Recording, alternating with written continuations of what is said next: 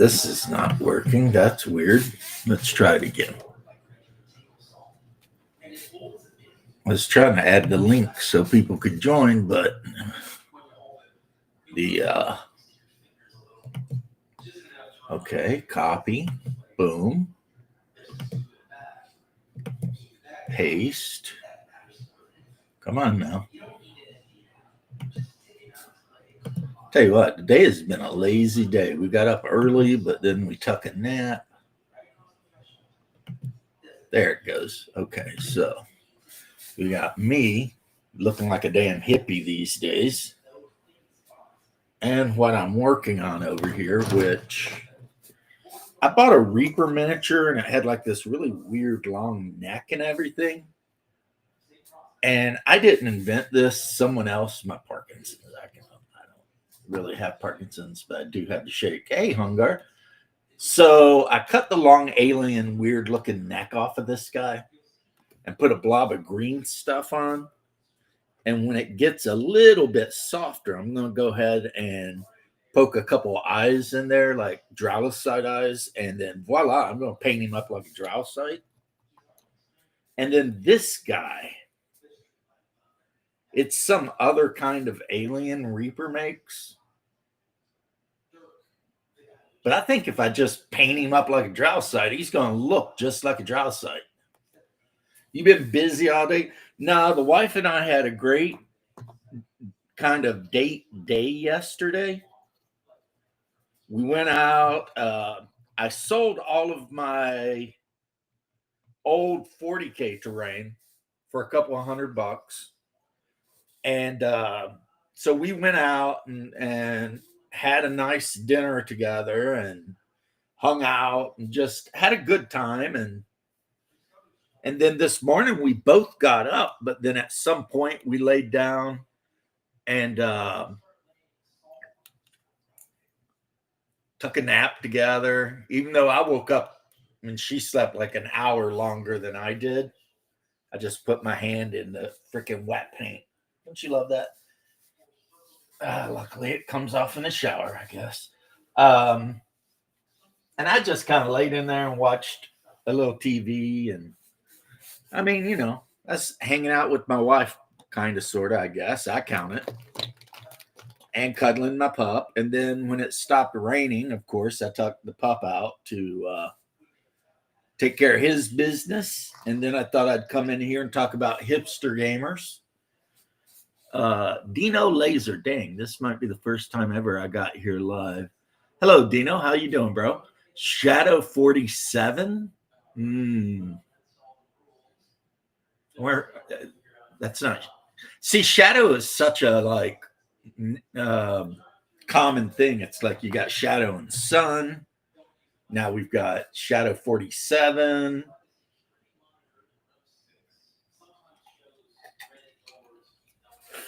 But there's a reason I want to talk about hipster gamers, and that is because I have a confession to make, which is I am a hipster gamer.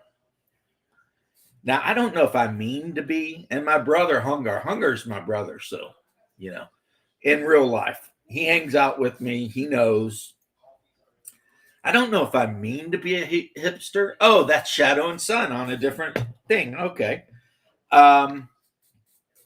But I always end up, it does seem, playing whatever everyone else isn't playing. So, yeah, I started thinking about, because I've been giving Shadow a little bit of like, you're a hipster, which he is. He is a hipster.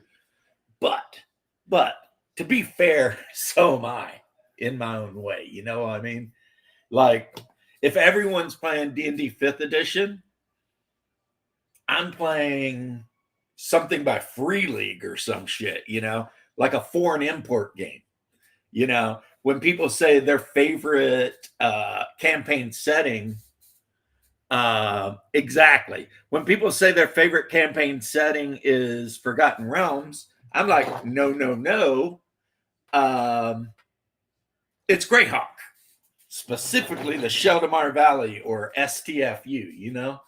And when everybody is like, hey man, you want to get together and play some 40K? And I'm sitting over there being like, no, but would you like to play some Warzone? Because I have every army for it. And people are like, WTF is Warzone, right? For those of you who don't know, it's the Mutant Chronicles War game that came out like in the early 2000s.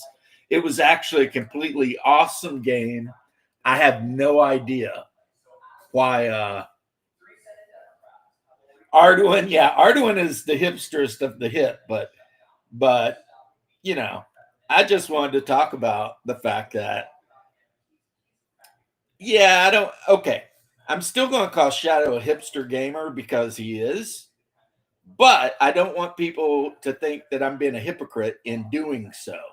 I am aware that I too have some hipsterish behavior patterns, like even when I play a game that's popular, I'm a hipster in that game. Because even if I were to sit down to play like D&D, you can bet I would be playing the one type of character that like no one ever plays. Or I would be the guy that would be like building his character off, crazy style, just for reasons I don't know. Uh, people are talking about, even with the OSR, people are talking about different OSR games they love. And I'm over here being like, yeah, those games, Osric, whatever, they're cool, But have you played Adventure Conqueror King? Which is like one of the, for the longest time, the least recognized kind of OSR games out there.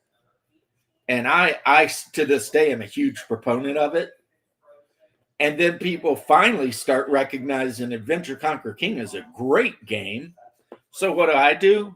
Oh, I get super hardcore into Baptism of Fire, which is like a niche game of a niche game set within 3 other niche games. It is so far out on the edge of hipsterism.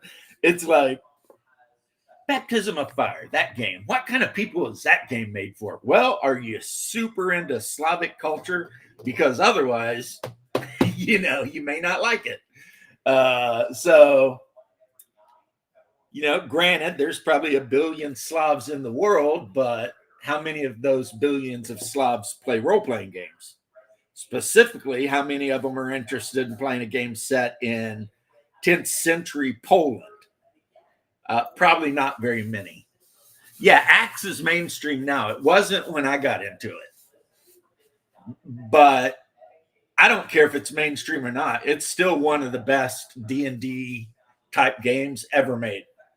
And it also is probably, outside of Sheldon Valley, specifically Greyhawk, it probably has one of the best settings ever, the Iron Empire. So right now I am painting the concrete base, and some of you guys won't know who this is, but it's Soldier Boy. Because when I start running games again, which who knows when that'll be, right now we're just concentrating on board games and stuff like No Escape, Azul, Splendor, etc. But all of my regular D&D players have already made superheroes. And then in addition to all the superheroes they've already made for the 616 Marvel game, because even though I backed and am happy to have backed my favorite, second favorite, third favorite, whatever, one of my favorite Canadians. I don't want to offend any of my Canadian buddies, but see, the camera's all being wonky here and not really focusing in. Soldier Boy is a new character they added to The Boys, played by the guy who played Dean in Supernatural. And apparently he was the original, like, badass. And then I don't know what happened to him because I haven't got to that part of the season yet. But also, supposedly, he could whip Homelander's ass. But the important thing is it's played by the actor from Supernatural, and I really loved the first 5 seasons of Supernatural. I'm going to be a hipster and say I didn't like anything after the 5th season. When they started adding the Leviathans and all the stupid shit, I was just like, yeah, no. My favorite Supernatural is the Supernatural where they're just fighting random supernatural monsters every week. That was the best. I mean, I didn't mind that there was a little bit of crossover here and there, but no, no. My favorite, like the Ghost Woman on the Road, that one was amazing. You know, the Lady in White and uh, all that sort of stuff. The first couple seasons, amazing. But then when it started trying to make sense of things and, you know, even though I will say, I don't know which season it was, but all of the episodes that had death in it were really good.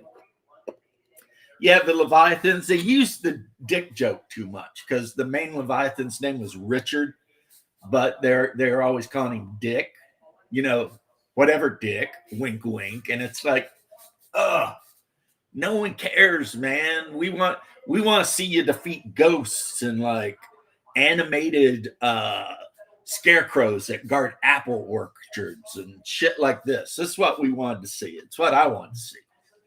You know, I wanted to see the two brothers traveling around, putting down random evil supernatural shit. And then it just, and when it got biblical, normally I wouldn't have minded that it got a little bit biblical, but they completely effed up even that. You know, it was like Michael wasn't really a good guy, and no one knew where God was. And the one guy who wrote the books was maybe or maybe not Jesus. And Lucifer was doing a bunch of shit and this, that, and the other. And it was just like, it was like, no, no, no, no. I'd much rather see him like, you know, put an ancient witch down and like burn her bones with salt and shit like that. That was a lot cooler, you know.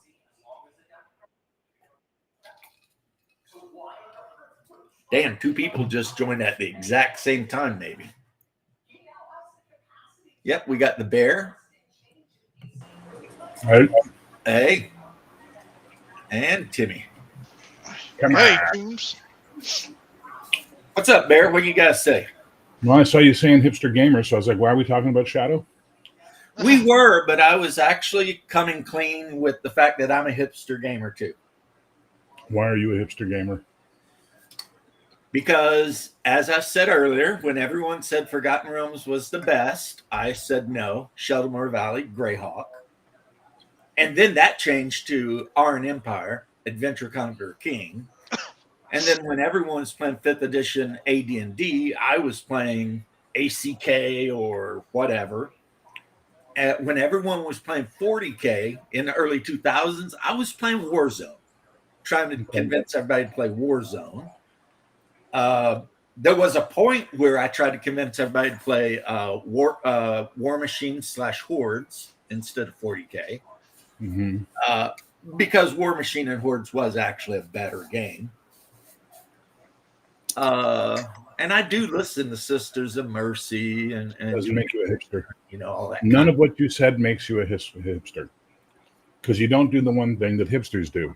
What do hipsters do? There's this game called Stonemason Wars. You probably never heard of it, but I've been playing it for a while. But I do find that I am not a mainstream gamer.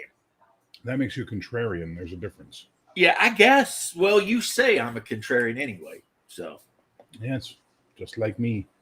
Yes, maybe that's why we get along so well, but probably not. Who the fuck says we get along? Shut up. Yeah, we don't get along. What are you talking about? Shut up.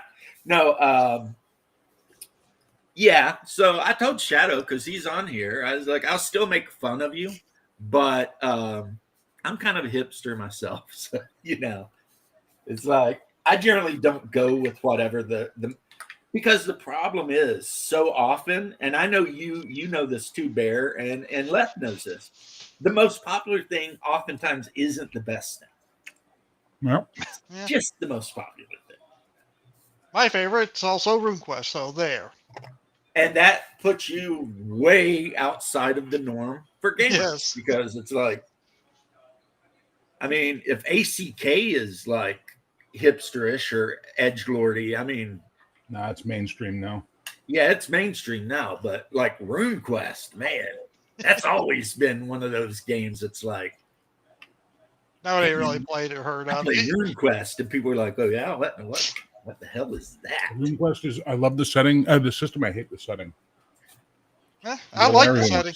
Sucks. I'm I not like a the fan Bronze of, Age I'm not a fan of the college setting. style. Not a fan of the setting, but I Way too do much magic. like the rule set. Okay, when I ran it in like a mythological Greece, Yeah, Oh, you that's could do nice. that. That's definitely pretty and good. there was no like freaking ducks or actually it's just humans. Is, Yeah, it, that's is, it, fair. is Shadow 47 actual Shadow? That's what he says. Why has he got a new account? Shadow has, I think, has had multiple accounts. I have multiple accounts. I don't. I have another account which has a picture of the last czar, Fedor Emelianenko, and it's called Lamenter Captain, and that's the one I used like 10 years ago when all I did was talk. Well, no, way longer than that. When all I was interested in was showing off my Lamenter Space Marines and talking about Space Marine 7th edition or something shit like that. It might have been 4th edition. It was a long time ago, Bear. Long time ago. And then I kind of forgot the password for it. So I just stopped using it. There's another DM James channel out there that has a shit ton of videos on that I made 10 years ago. And I forgot the password. So I just never post on it anymore. It's got like 100 videos on it. Not really, but maybe 50. It's even got a review of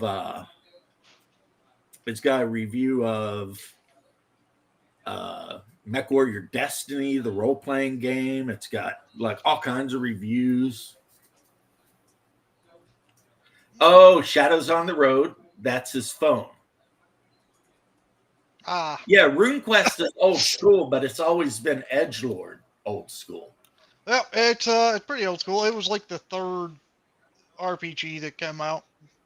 Yeah, well, I think I've told you the story of RuneQuest, right? Yeah. Basically, the guy was playing AD&D, but he was also one of the early. He also picked up the SCA very early on in his Greg career. Stafford. Yep. And so he decided he wanted to make a game that closer represented actual medieval combat. And that's how RuneQuest was kind of born. Yeah, I definitely do like its combat system quite a bit. Because, I mean, if you like, now me, I was in the SCA for a very long time. I was squared to a super cool knight. I love Sir Brennan, and I hope he's resting in peace because he died of massive coronary when he was like 48. But Wow. yeah, played some basketball at the park, came home, made a salad, died in his kitchen. The only reason he died is because he never called. You know what I mean? Yeah, but he was one of those guys, ex-Marine and all that shit. So he tried to tough it out. Was he like out of shape and shit, or was it just like a no, not out of shape or anything? So it was like something like congenitive, right? It was like a heart defect. I don't know. His actual real life job was he was an operation room nurse. So you would think he'd had himself checked out or some shit. Yeah, but look at like what's his name, John Ritter, right? No one knew. There was no way of knowing he had this heart defect, and then one day the heart defect fired, and that was the end of John Ritter. You know? Yeah. Yep. The story I got from one of his very close friends that see, hipster boy just struck. Stafford was also an original Arduin player. No one cares about your stupid Vietnam stories. Yeah, according to the info I got, which is very reliable, he played basketball for a couple hours in the park because he liked to stay in shape. Like I said, he is an ex-Marine and all that. And then he came home, and they eventually found him laying on the floor in his kitchen dead.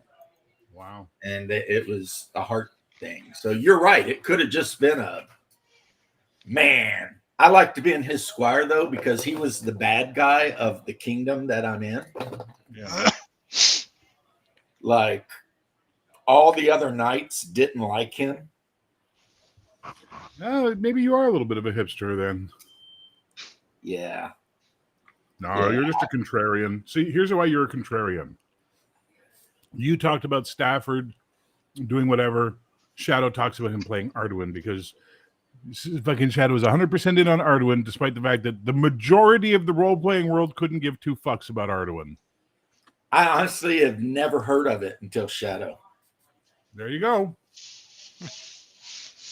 Which is good. It means, I learned something about something I'd never heard of. And that's crazy because I heard of Jaroon before I heard of Arduin. Well, everyone heard of Jaroon from the ads in Dragon magazine.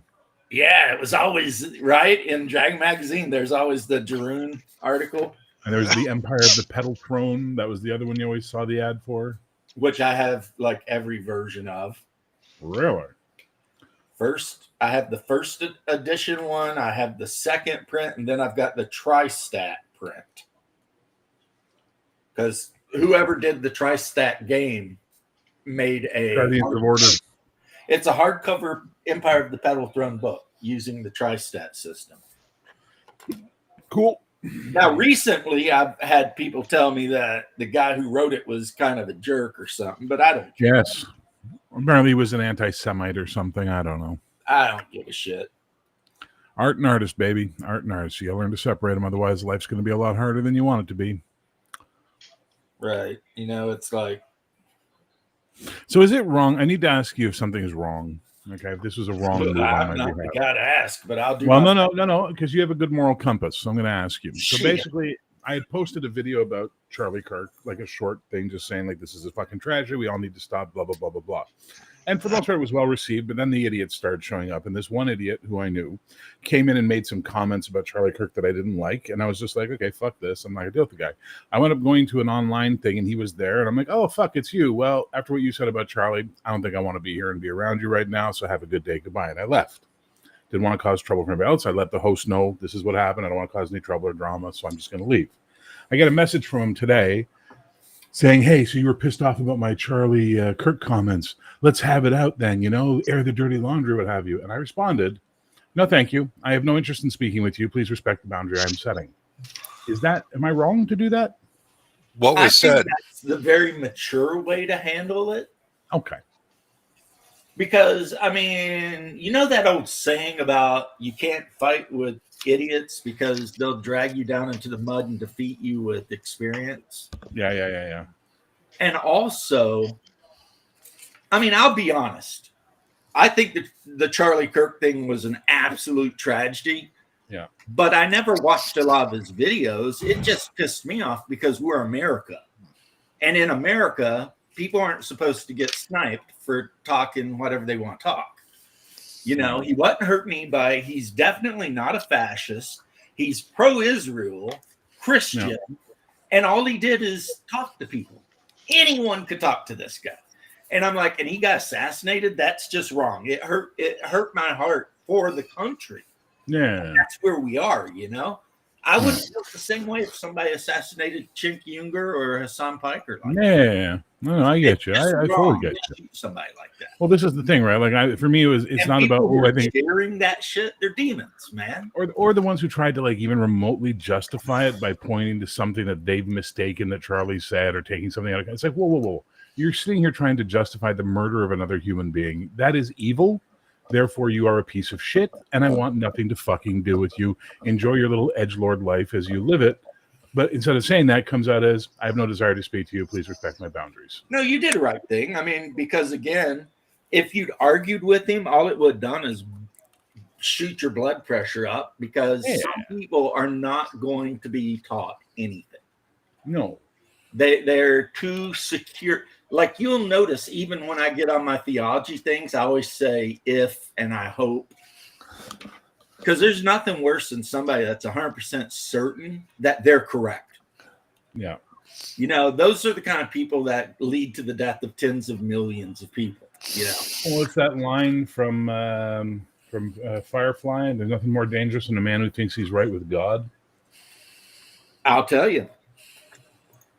I think they copied that from some of the saints, but not exactly in those words. But you know what I mean? Right? Like, yeah. Here's the thing, and that's why we say in the religion, don't be too judgmental about other people because you don't know who's going up or down. Well, judge not lest ye be judged. Yeah, but you're still allowed to discern good and evil, which you did, I think, correctly. Yes. But the point is the person you think is going to not go up might. And you might think you're going for sure, and you're not going to. You don't know. But anyway, no, you did the right thing. You know, I mean, and hopefully one day this person comes to his senses and realizes that assassinating people for talking about religion or whatever is not a good idea. Yeah, but this person has a history of being an idiot with other people. Like I had someone else come to me about them and be like, this person's pissing me off because they're arguing with me. And that the person that was coming to me is Islamic and was like, I'm really pissed off. This person's, you know, talking shit about my people and saying I should be embarrassed for the stuff they're doing in Europe. And it's like, okay, so based on that and then taking the anti-Charlie Kirk, this guy just likes to fucking be the edgelord arguing guy. You know what I mean? It's clear. He just likes to take the contrarian opinion. Weird flex. Yeah, well, when you got weird in French, there is this amazing expression that I wish I could put into English better than this. It is basically when you only have a little bit of jam, you have to spread it very thin on your toast. Yeah, Bilbo said something like that. He felt like butter spread over too little butter spread over too much toast. But the whole idea is this is a French proverb, which basically means if you ain't got a lot to go around, don't spread it fucking thin, idiot. Yeah, I have that. It's got a picture of the original guy who played Paul Atreides in the Lynch film, but he's wearing hipster glasses. And it's like, I'm really into the sandworms. Probably never heard of them. They're really underground. It's like whatever. But no, I mean, if somebody come on here and said whatever like that, I'd probably block them. And to answer Not Dean Powell's because I don't think they have a right to their opinion, but because I don't want to deal with it. And to answer Dean Pell's question, just ask Shadow. He'll tell you all about Arduin. Yeah, and I would much rather talk shit about Shadow and all the Vietnamese boys he's got trapped in his basement and whatever than get involved in arguing with somebody over something so, I mean, to anyone obvious. Like even the like most leftist atheist type guys that have like some kind of morals came out and said, yeah, that shit is effed up. You don't do it. You just don't assassinate people for disagreeing with them. Well, it's when people cross certain lines, there's just no point in engaging with them at all. That's what I meant to say, but you said it way better, Doc. That was my point to bear. I mean, once a guy's going to say something like that, there's nothing you can do for him. But more importantly, it's just when people are talking about there being a death and it affected us and we all need, because I said, you know, now is the time where we need to be really, really praying for these kids because they've been led astray by the people that were put in charge of teaching them how to think. And they've been kind of, you know, they've really been led astray by their professors. And that's something we need to think about. We need to understand that and be empathic and, you know, open up to them and try. And that's what Charlie was doing, was trying to convince them to think a bit more, you know, and think outside of the programming. To come along and just be like a cunt about it and be like, well, you know, he said this. And it's like every one person that posted, he said this on this. It was oh yeah, you took that little soundbite. That's the exact same as there are good people on both sides soundbite. You're just using this without the rest of the conversation around it as the context. Well, anyone can be painted as the devil that way. Yeah, 99% of the time when somebody says he said this or that, like you're saying, they're completely misinterpreting something he actually said. Yep. But I said my piece in my video. I said it broke my heart because I love America, even though I do like to wear my Confederate stuff occasionally. But in reality, I'm a patriot. I went to war. I joined. I didn't, volunteer to go do my duty. And I love America. And I know a lot of people don't want to hear it, but I firmly believe we're the best. I love us. We're great people, I think. And when that kind of shit's what happens in like banana republics and shit. You know what I mean? That's what happens in Mexico every presidential election cycle when like 15 people get assassinated. That just happened in Germany. Right. Yeah. I don't want to be that. And also judging every person of a certain ethnicity based on what a bunch of assholes are doing. Because let me tell you, the people who are going to Europe, they're not sending their best. So then you see a Moroccan acting up in Europe and you're like, oh man, Moroccans all suck. But when I worked at Charlie's Steakhouse, 2 of my favorite people were from Morocco. They were great people. You know what I mean? So yeah, it's kind of like you shouldn't judge every Mexican by the Tren de Aragua guys that come up from Venezuela or wherever. I mean, it's stupid. If you ever go to Mexico, you go out into the away from the city, beautiful people, invite you into the house, feed you, just the nicest people you ever meet. Well, but that's the truth everywhere for the most part in the world. You get out of an urban center and you'll find the nicest fucking people. You know what I mean? Urban living turns us into monsters. Well, Absolutely. I think there's a reason too. It has to do with resources. Has to do with what? Resources. It's not just that. It's the lack of community. Well, it's too much. Yeah. But humans aren't meant to live together in this large of environment numbers. Is looking out for themselves. I can't remember who it was.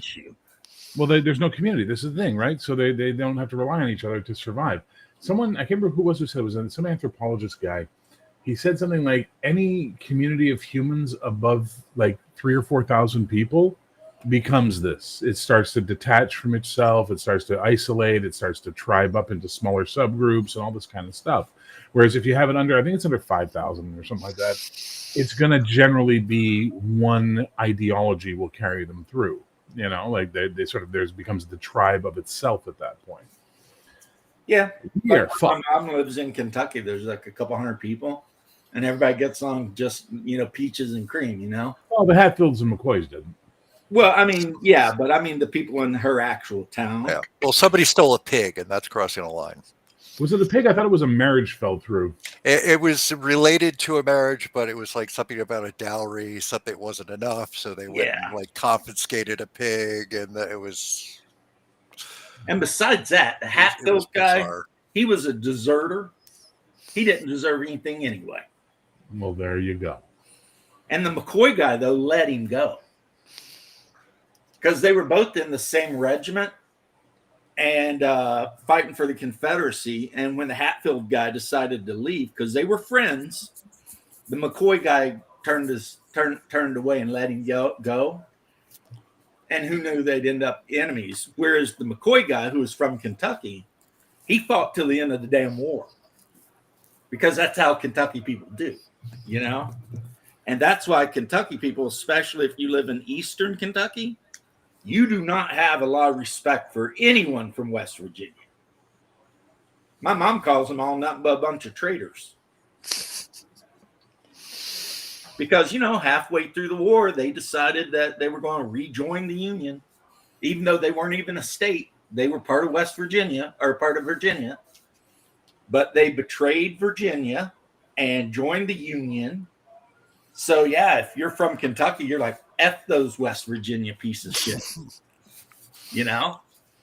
But that said, I still love the United States. Isn't Virginia, like proper Virginia, like really civilized, and West Virginia is like really not? West Virginia is the only state in the Union that is entirely within the boundaries of Appalachia. That explains everything. You want. You know what I mean? I'll take it exactly as it sounds. Right. Like where I'm from is Appalachia. Where Leth is from is not. It's Yeah, close, though. I'm from the swampy area. Yeah, it's close. If he drove 2 miles east, he'd be in or 2 hours east, he'd be definitely in the heart of Appalachia. Yeah. But, because Kentucky's that way. Western Kentucky is not Appalachia, never will be. Flatlands. As a matter of fact, we call it Kentuckiana because it's the same as Indiana. It's just like whatever, That's Just all up like in the people north, from the though. cities in Come on. Ohio call Southwest Ohio, Northern Kentucky. Well, isn't there Pennsyltucky as well? Yeah, there's Pennsyltucky. Pennsyltucky, which is everything near Between Pittsburgh and Philadelphia, basically. Yeah, it's where all the coal is.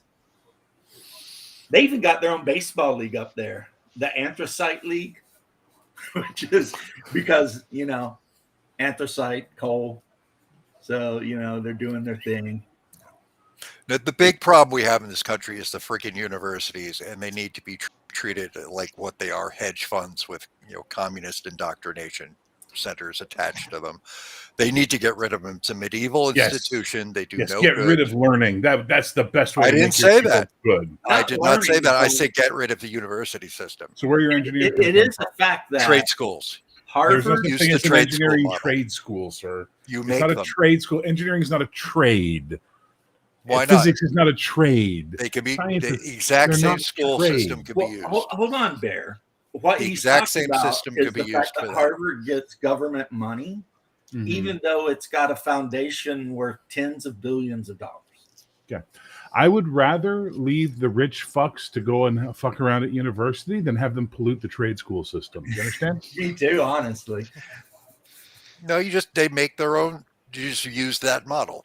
You go in so there they to can learn do the exact specific same things. thing, but they can't call it a university in your system. What your No, system you makes don't sense. have all this bullshit like Look at him. He's getting these mad. He's getting mad. fake-ass Look at him. Look at him. He's humanities getting angry. attached. He's getting angry. Look at him. He's getting You riled go up. there just to learn His Florida is what's showing. necessary to the profession and nothing else. Oh, I agree that there needs to be a I think reform of the Doc's system. originally from up north, though. But if you live in Florida for a while, you do just become Floridian. Apparently. It's just the way. I best be careful. He's going to try and figure out a way to throw an alligator at me through the screen. No shit. Who told you about my alligator catapult? Yeah. I mean, it has happened, so it's funny because it's true. Funny because it's true. Just like They're when utterly California corrupted. Those schools are 911 utterly corrupted. They All can't right. be fixed. Let's move on to any other topic than this fucking bugaboo up your ass. Jesus Christ. Like I said, the guy who called 911 because the strip club would not let him bring his cat in. Yeah, that happened in Orlando, I think. That's fucking insane. Yeah, well, a woman down here tried to marry a Ferris wheel. She wanted to legally be married to a Ferris wheel. Y'all think maybe the heat's starting to fucking cook your brains? Sometimes It's not I think bad. so. I mean, a guy in Tennessee, what, early times with the old, I think it was like 1940s, tried to marry his car. Your fucking country, I swear to God. Yeah, but we're interesting. That's the thing. Yeah. We got personality. Yeah, you're interesting in that sort of ha ha ha, keep laughing and smiling, or they might start swinging.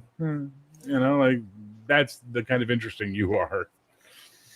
God bless you guys. You've done some crazy ass shit, and you've made the world an absolute advanced place through your actions. But at the same time, holy fuck, sometimes, man, scary. Well, Oh yeah, I think I don't know if it's Red Hulk who is the guy, but there's this guy on Twitter on X who he goes by, his profile name is Spiral Cosmos Art.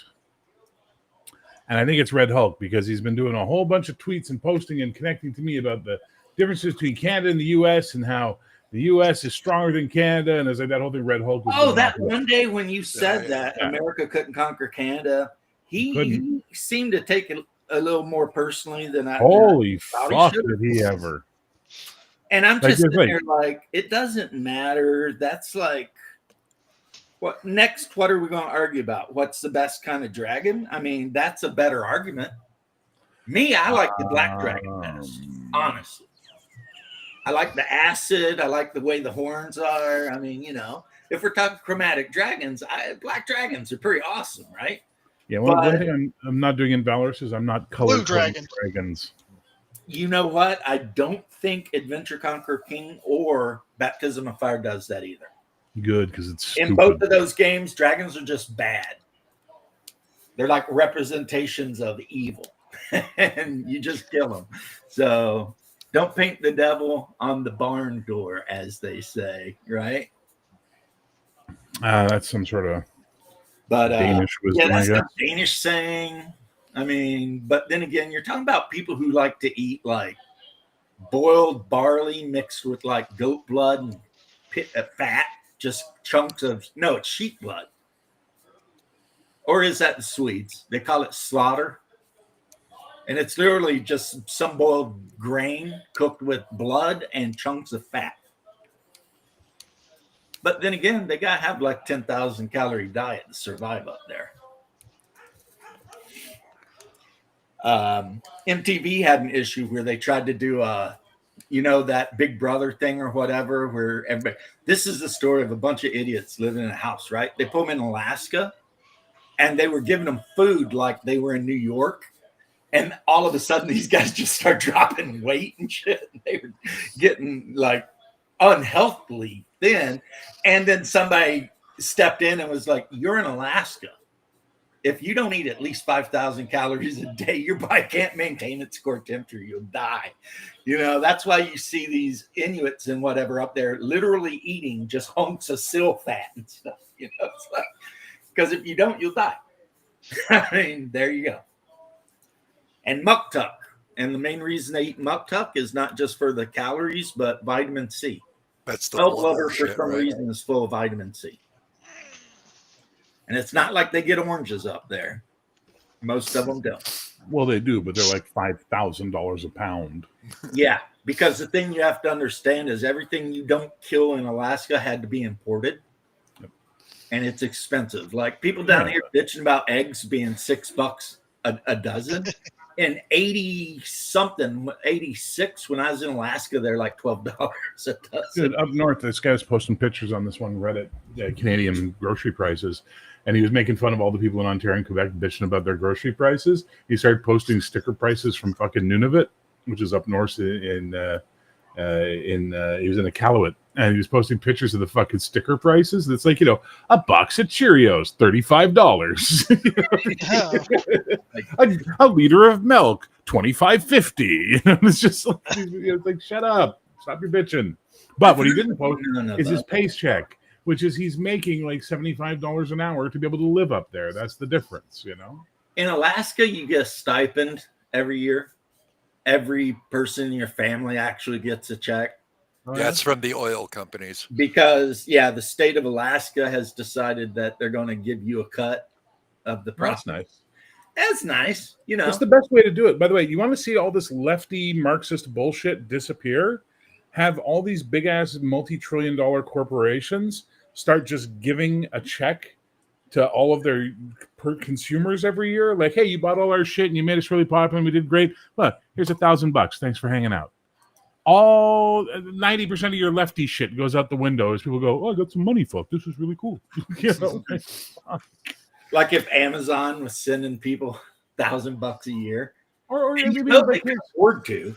Here's a $500 gift card for Christmas to all of our Prime members. Thank you for supporting us. Right. No one's going to talk shit about Amazon anymore, I'd probably get Prime if that was true. Right. But, Bear, you're right. And Alaska actually does that. You've got to live in the state 1 year before you become eligible. But then, like when I was up there, it's like a little bit over $1,000, which is nothing compared to but then again, if you've got 5 people in your family who are eligible, you're getting like $6,000 a year just for existing. And, we lived off of fish and stuff we killed anyway, more than like going to the grocery store was not a thing we did a lot up there, Did a lot of fishing though, and a lot of hunting. That's where I ate bear. And that's why I tell people, and I don't mean our friendly neighborhood bear, but the actual, Ursus. And it's okay in chili, but I don't suggest like trying to carve out a big bear steak and throwing it on the grill because you're not going to be happy. That's going to be like trying to eat a freaking catcher's mitt. You know what I'm saying? And yeah, you're not going to like it. And it doesn't taste great. Now you throw enough cumin and cayenne pepper and stuff in there on it, it'll be all right, you know? And there's a lot of animals that are like that up there that people eat.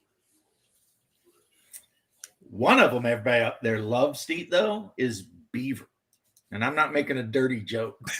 People love beaver up there. It's the weirdest shit. It's like it's a giant rodent.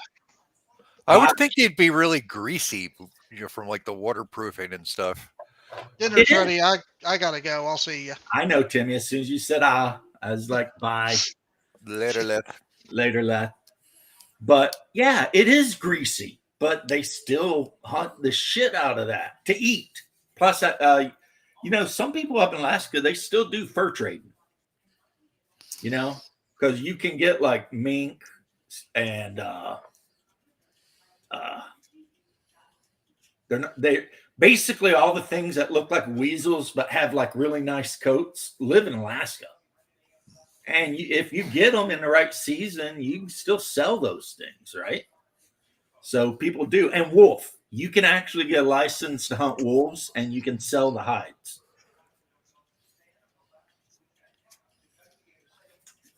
Ooh, cool! I need to get a black wolf skin cloak.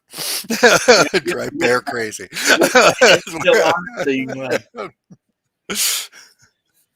Yeah, I posted a meme like that, and it was like, "Where do you see yourself in 5 years?" And it's just an old mountain man with a bear skin, just standing there.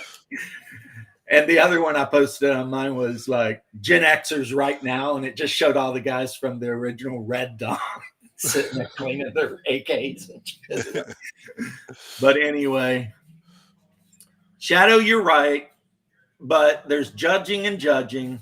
That's a whole deep conversation we don't need to get into. And I don't, like I said, I don't know that saying, Dean. That might be a Danish saying, but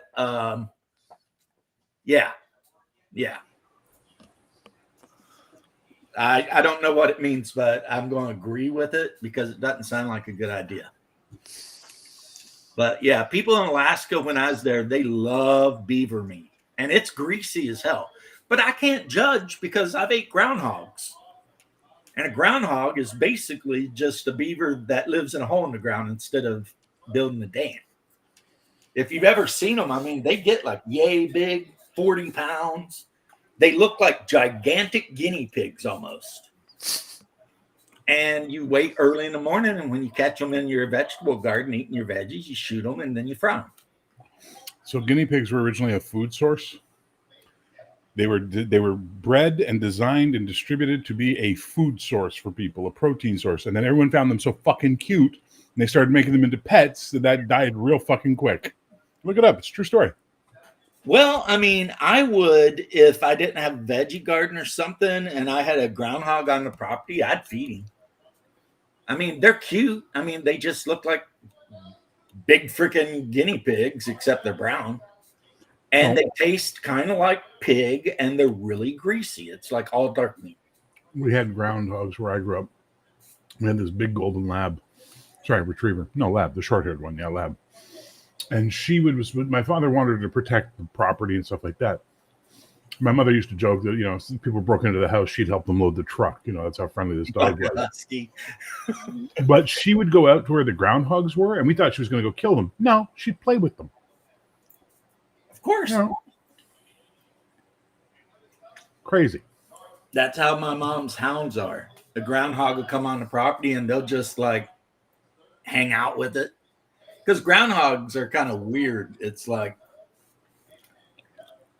they act like you're on their property. You know what I mean? When they're out. You kind of are. In your front yard. They're like, whatever. You kind of are. Well, kind of, but we have a big problem with possums here. Oh, I was coming on eating all the cat food for the outside cats. My aunt, gross little creatures. My aunt raises them. Ugh. And my brother, who I don't know, he said he had to go eat like his Thanksgiving type dinner or whatever, has a pet possum that lives in his house, and he lets it out and cuddles it and the whole 9 yards. And I can tell you this right now, a trained like or domesticated possum, they're really, really sweet. Kind of like a cat, you know what I mean? But they only live about 4 years and then they die. Well, the more you domesticate them, the longer their lives will be. Yep. And that's one of the sides of domesticating animals. They live longer. It's just like, they're not the poor guys just don't have pretty privilege the way like a cat does. They really don't. Like, they are not a good-looking creature. Even a raccoon's got them beat when it comes to pretty. I think raccoons are adorable. Yeah, right. We had in New York when I lived there. We had a semi-tamed raccoon who lived in the walls named Catherine. He used to come out and like nibble on people's toes in their sleep to like as a trick to like freak them out. There's all these little spots she could come out. She was interesting. They are very, very like. I mean, I think there's a reason a lot of Native Americans consider them to be like trickster animals. They are tricksters. Because they are tricksters. You see what foxes are doing? Foxes have been paying attention to dogs and cats for some reason and have figured out how to be cute, and they're starting to domesticate themselves. They're finding this happening all over the world. Like wherever there are natural foxes living next to humans, they're starting to go, hey, we're cute. Look at us. Hi. So they did this thing in Russia. This guy was breeding gray foxes. I don't know if you've ever seen that whole story. Yeah. And the Soviets were like, we can't do this anymore. Yeah, I destroyed them all, but he just took them to a secret farm and kept doing what he was doing. The most interesting thing is, as they're domesticating them, they're starting to develop different color coats that have nothing to do with any breeding options. They just suddenly have different color coats. Their noses are getting a bit shorter. Their ears are getting a bit longer. They're starting to look like dogs a little bit. Yeah, I've seen some of them from that farm that had actually developed like floppy ears.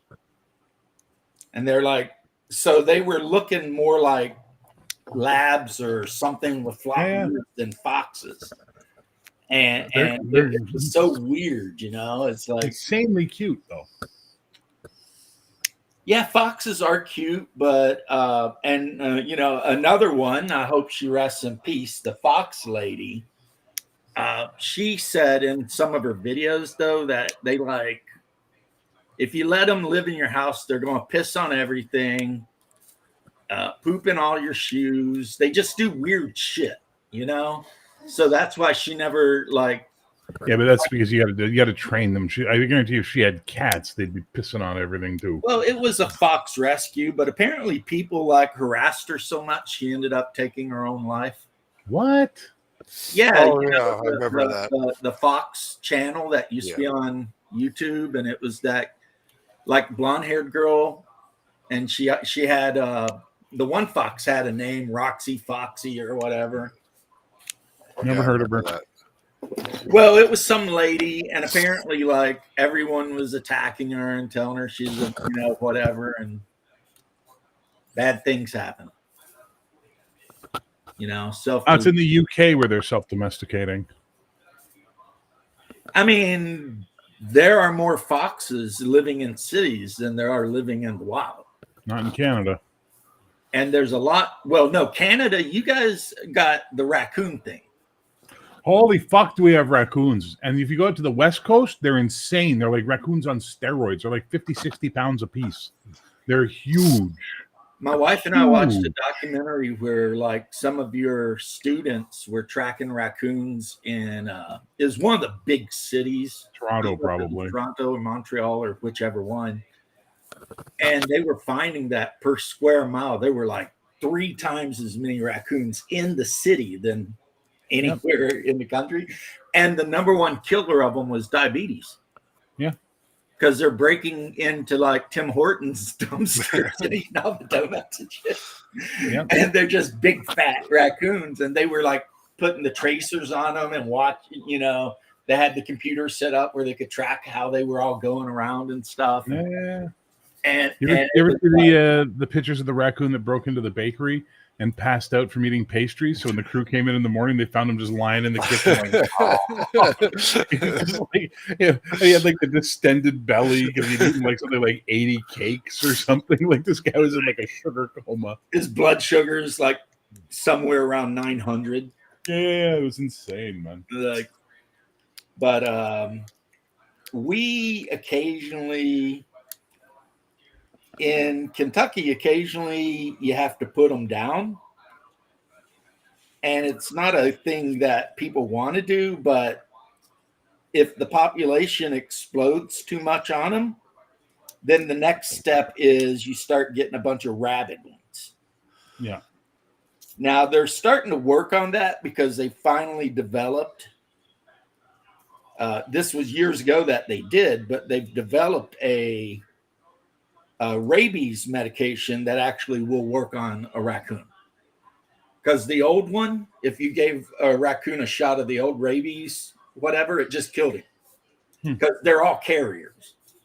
So it just kill them dead. But now you can actually get your little buddy a shot so that you don't have to worry about whatever. But when they get overpopulated, then they start, starving and getting crazy and spreading a bunch of rabies, and then people go out and take out a bunch of them, and then after a while it's all good in the hood. It's the same thing with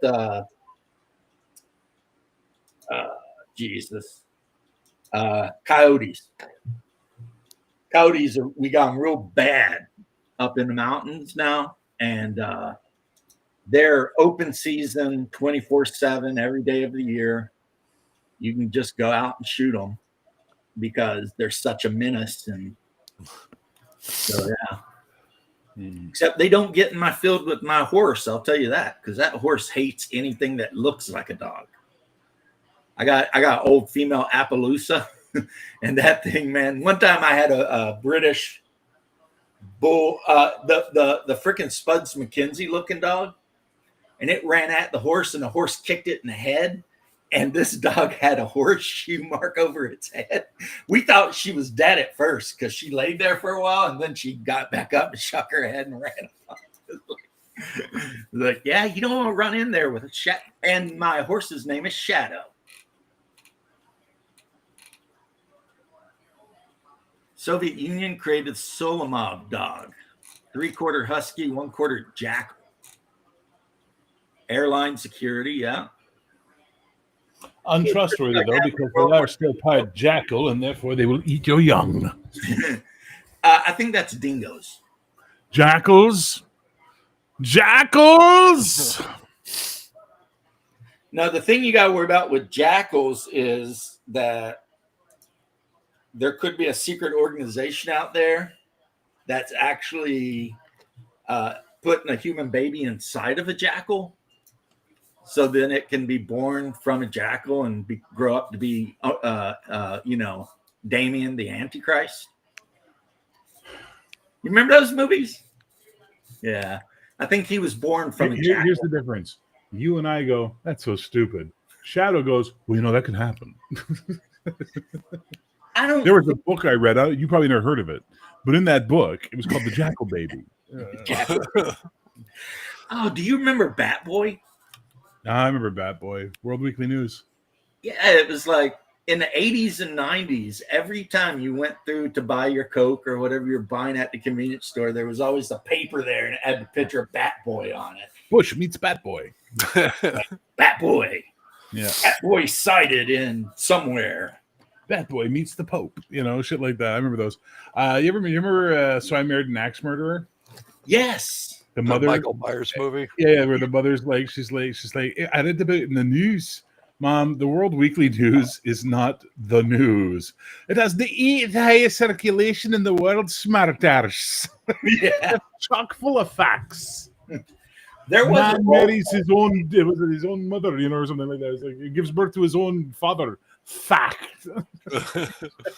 There was a role-playing game that probably only Shadow and I know about that came out in like the 90s. And the whole point of the game was you bought an Inquirer magazine or, the newspaper, the Inquirer. And then the players had to deal with shit you read from the Inquirer. That was the whole thing. So maybe they chase Bat Boy, or maybe they investigate the guy who gave birth to himself, or whatever it was. It's like, that's fucking hilarious. Sounds like Conspiracy. did you guys ever Conspiracy play? said that in Dark Conspiracy, the game, it said if you want ideas, pick up those like the Sun, Inquirer, and read them, and the weird shit you see in them, use that to make adventures. Be right back. Okay. Yeah, deer can be a problem too if you don't get them whacked. That's why they actually had to add wolves back to Yellowstone. Because everybody up there like killed all the wolves. And then, of course, the deer immediately went buck wild. And destroyed the environment. Destroyed everything. Yeah. So then they had to airlift wolves in and like paradrop them way out there. And then once the wolves established, they took care of the deer problem. It literally changed the directional flow of rivers because of it. Because the deer's hooves were destroying so much of the ground, it was causing rivers to change their path because of the dry, the depleted soil. Because when the deer would go drink at the river, they'd come down in herds and just destroy the soil with their hooves. Once the wolves introduced and the deer population went down, all those rivers started to self-correct back into their original paths because the ground returned to what it was supposed to be. That's amazing. That should be done as a fucking study for everyone in the world who wants to we want to build something here. Watch this first. Like the beaver stuff. Have you watched the beaver stuff? They come up with probably 25 years ago called Cornerstone or Keystone Creatures. Keystone species. Like one of them that they effed up on super bad for a while is sea otters. Yeah. They wiped out all the sea otters, and then the next thing you know, all the kelp died out. And they're like, why'd the kelp die out? Well, because sea urchin ate all the kelp, like right till it was. And then you had a giant desert of nothing but sand, rocks, and sea urchin because sea otters eat sea urchins, lots of them. So they had to sneak in a bunch of sea otters, dump them back in that area, say you can't kill them. And they start eating those sea urchins, and the next thing you know, the kelp came right back. Yep. So this is the same thing they're discovering with beavers out in the Southwest and Western America. They're reintroducing beavers down to these riverbeds, and they're finding that, hey, this thing that's been an arid desert for 100 years actually is quite lush and green when you let the beavers do their job and farmers don't shoot them. Hey, what a crazy idea. Well, there was some famous letter that got written. This guy got harassed by, I think, the EPA because there was a beaver dam on his property. And they told him there was this unauthorized structure. And he got to his letter writing thing with them. He was like, really? You need to talk to the beavers. And then he wrote this letter. It's been seen on the internet a lot. It's about the day. He kept just inserting the word dam. You need to speak to the dam beavers about their dam. In the state of Kentucky, you cannot in any way affect a beaver dam. Even if it's on your property, blocking up a big creek running right through the middle of your farm lot, you have to go through the state.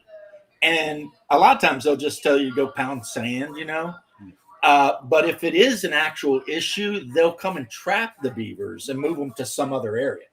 Yep. Because like you said, they're so important to the environment. We don't think they are, but they really are. Salmon stocks are on the rise in some areas because they put beavers back in, and the beaver population encourages the salmon spawning. It's really crazy stuff. It's because they create these pools that the salmon love being in, Right. But I know what you're talking about, like the rivers that were in the middle of this arid area. And it's like the beavers build their dam, which creates a pond. And the next thing you know, you've got a beautiful oasis around it. Yeah. And then it's going to the next beaver area. And now there's this other with trees and all this that beautiful that shit. block wind erosion, and the soil starts to get nutrients back and more plants grow, which encourages water retention. It's amazing how God kind of figured all this shit out. Dino Laser, exactly, my good man. And Game Designers Workshop's Dark Conspiracy, which is kind of like the game of all of the bullshit stories anyone ever told you, but they're true. It says the same thing. Get tabloids, and whatever you see in a tabloid, throw it in there, And in that game, your character just happens to be one of the very few humans that figured out that there's shit going on. And it can be anything from ghosts, wendigos, trolls, extra-dimensional creatures, vampires, gray aliens sticking things up people's butts. Like, you name it, it's in that game. And your character's job is to try and kill it. So pretty neat, pretty neat game. We'll see. I mean, Mark Miller gave the rights to Mongoose Publishing, and they've said that they're thinking about coming out with a new edition of Dark Conspiracy. However, they said they have no intentions of messing with Free League's Twilight 4E. Because, I guess Miller got tired of dealing with Traveler and just said, hey, Mongoose Publishing, it's all yours now. Like every game that Game Design Workshop used to work on, GDW, now has been given to Mongoose Publishing. Wow. Too bad they don't take those savings to hire a proofreader. Yeah, they have issues, but and I'm not the hugest fan of everything they've done, but the only reason people even talk about Traveler right now is because of them. They've kept it a thing, Well, when Mark Miller released his beavers, it's an ancient feud, like owls and crows. I believe it. When Mark Miller released his super edition of Traveler, it was like a joke, man. I think it was like 900 pages. I think that was when he realized he was done. Yeah, it's completely impenetrable to the way it's put together. Yeah, he was selling it in CD form or whatever, CD-ROM or whatever, or you could get the book, and the book was like the size of an old phone book from like a city. Yep. You know what I need? And it was like, okay, what are you trying to say? Like 90% of the book was how to design aliens and worlds or something, and it was just like, you put all this information in a little black book, back in the 70s, that was like literally like 40 pages. So what are you doing at this point? Like the great poet said, brevity is the freaking soul of wit. You don't need to write a 5,000 page game. No one wants that. Someone wanted it. Well, obviously, I would say not enough people wanted it. That's fair. Because Mongoose Traveler is still the most popular Traveler being played anywhere in the world right now. Whether you love it or hate it. I mean, but Classic Traveler, which I have all of, is good too. I mean, They're basically the same game. They're the same game, except Mongoose Traveler actually added there's more stuff to character advancement and bonuses for high attributes, and unified how all the skills work. Whereas I always tell people this, like Shauna and I talked about this. Classic Traveler, every skill is like a mini game or a subsystem that's completely different than like every other skill almost. It's like if you want to gamble, it'll be like, you've got to roll 3 plus this and that and do this and that. But if you want to shoot some guy, then you just look at the matrix and it's like, laser pistol versus power armor. You got to beat that number. I mean, that's a great game because of its flaws, really. It's like because of all the weird shit that was in it. That's what kind of made it good, you know. It was like some weird shit, you know.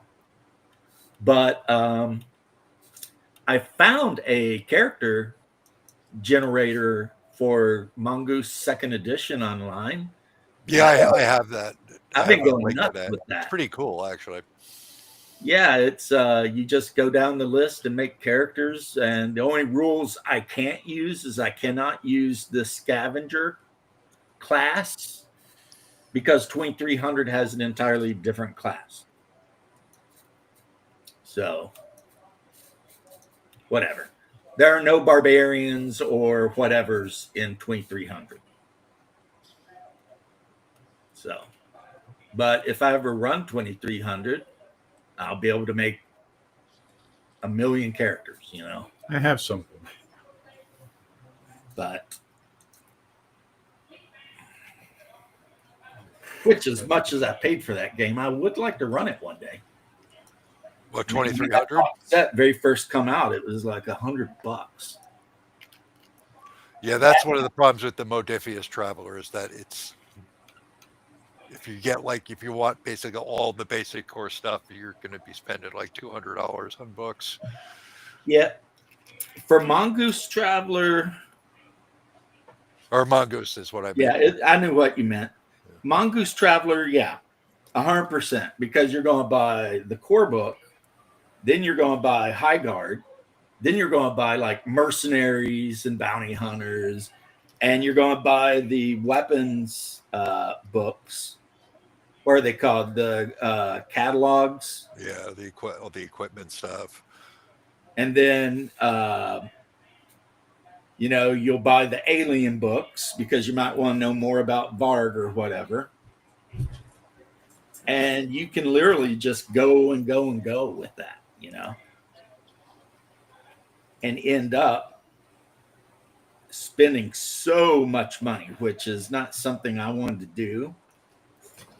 So for my Mongoose Traveler, Cepheus Deluxe, yeah, I've seen that they did that. Yeah. It's Traveler. Yeah, it's just the Traveler rules, but you can use them for anything. Yeah. Which, I mean, I think the Traveler rules would work great for any sort of modern game. No, there's even fantasy.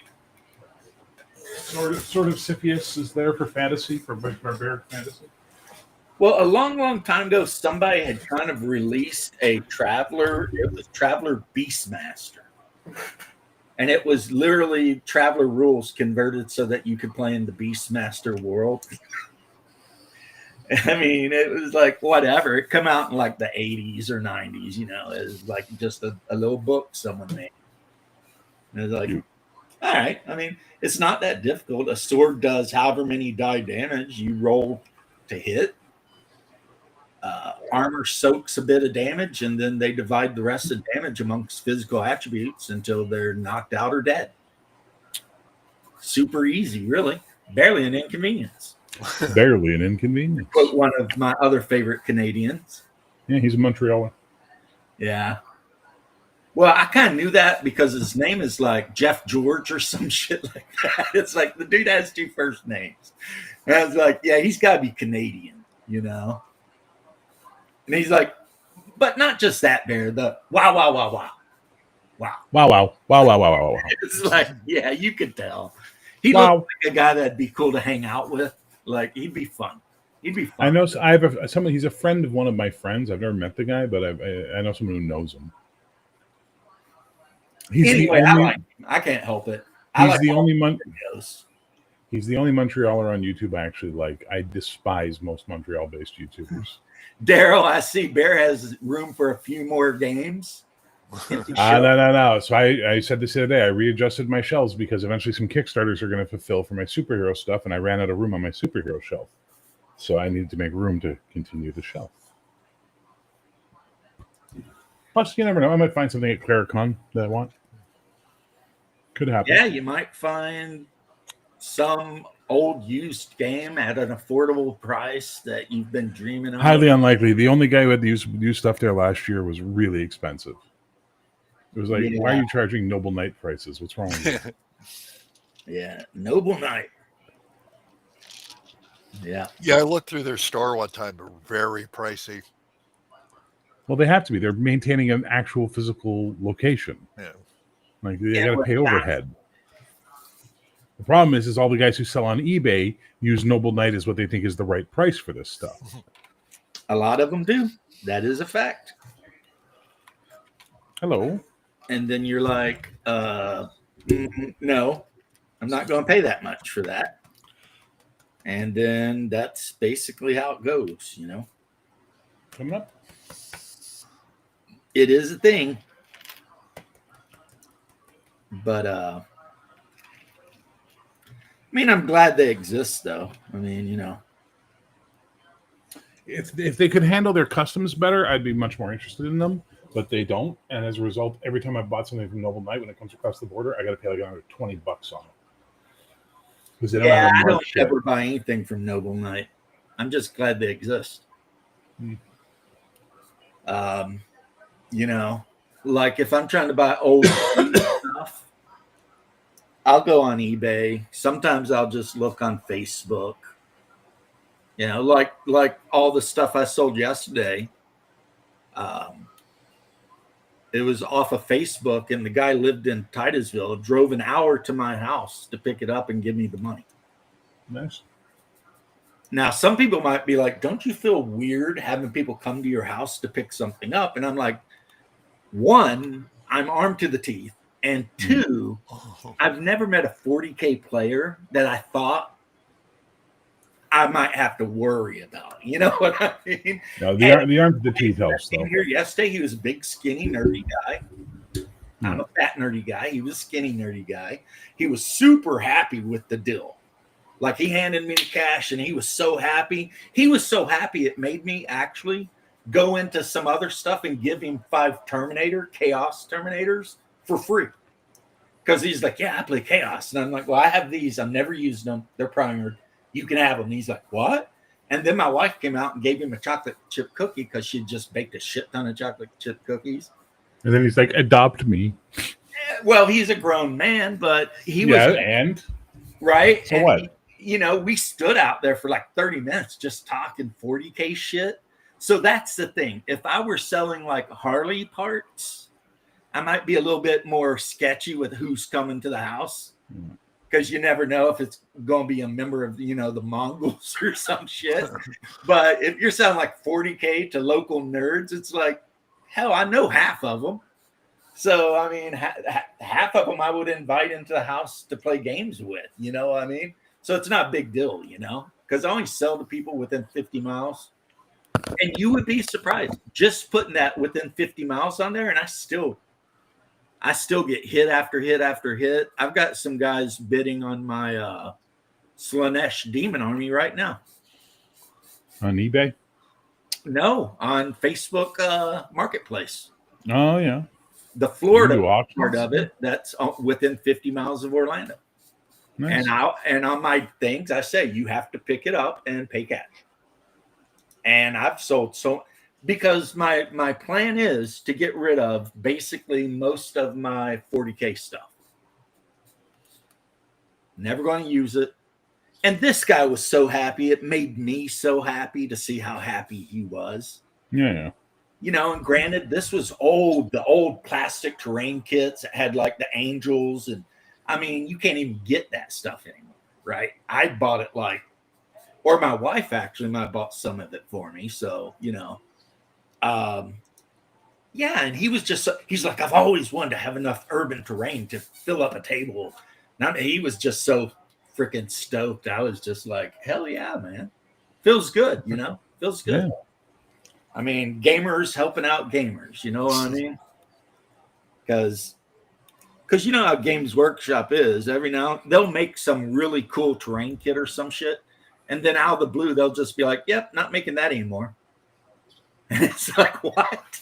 It's like, but I really like that terrain kit. It was the Ministorum, whatever. And it made this gigantic, like 1 foot by 1 foot and maybe 1.5 feet tall, like ruined temple that kind of looked like Notre Dame and had angels and gargoyles all over it. And like a super cool kit. And they're just like, yeah, we're not making that anymore. It's like, you guys are dicks. In other news, and somebody brought this up the other day, not that Bear will care overly much, but maybe someone who works at Games Workshop released every item Games Workshop makes as a miniature in 3D format online. Your first instinct was correct. I don't give a fuck, but good, as long as you guys give a fuck. Well, what that means is anybody who got that file with a 3D printer can literally print anything that Games Workshop makes using the actual STL that Games Workshop use, because they design all of their miniatures on computer. And then they 3D print the miniature, and then they use the 3D print to make the mold. And then they cast it in polystyrene, right? So, or polypropylene. It's either polypro or polysty. Either way. So if that file was up for like 3 hours, so how many thousands of people do you think found that? Well, I think how many millions of people have that file. Right. And of course, Games Workshop had it tucking down as soon as they could, but too late now. That shit is out in the wilderness, baby. People can print actual 100% Games Workshop looking Space Marines. And if you throw a coat of paint on that thing and put it on a base, guess what? No one can, they won't be barred because you can't tell. It's the actual exact figure that they make. Once you throw a coat of paint on that thing, forget about it. Yeah, but you know that just means they're going to redo all the models with slight changes and make those the only tournament official ones. Maybe they are like that's that. They are the kind of Games cunts. Workshop. Yeah, that's the kind of cunts they are. So maybe they will, but yeah, the big thing with 3D printed Space Marines right now and stuff like that is how you would get caught is 3D printing stuff they don't even make, which is half of the shit that's in their books, and stuff like that. Serial numbers on the bottom. Like I said, once you glue that bastard down to a base and you put a coat of paint on it, yeah, sorry about your luck, man. You know, unless they break the thing and look on the inside to see that it's made out of some sort of resin, they're screwed. They won't be able to tell. I mean, maybe with Land Raiders and shit, but not with like actual Marines or Elder or anything. So I don't know who the traitor to GW was, but somebody who worked there was like, yeah, just have all of it.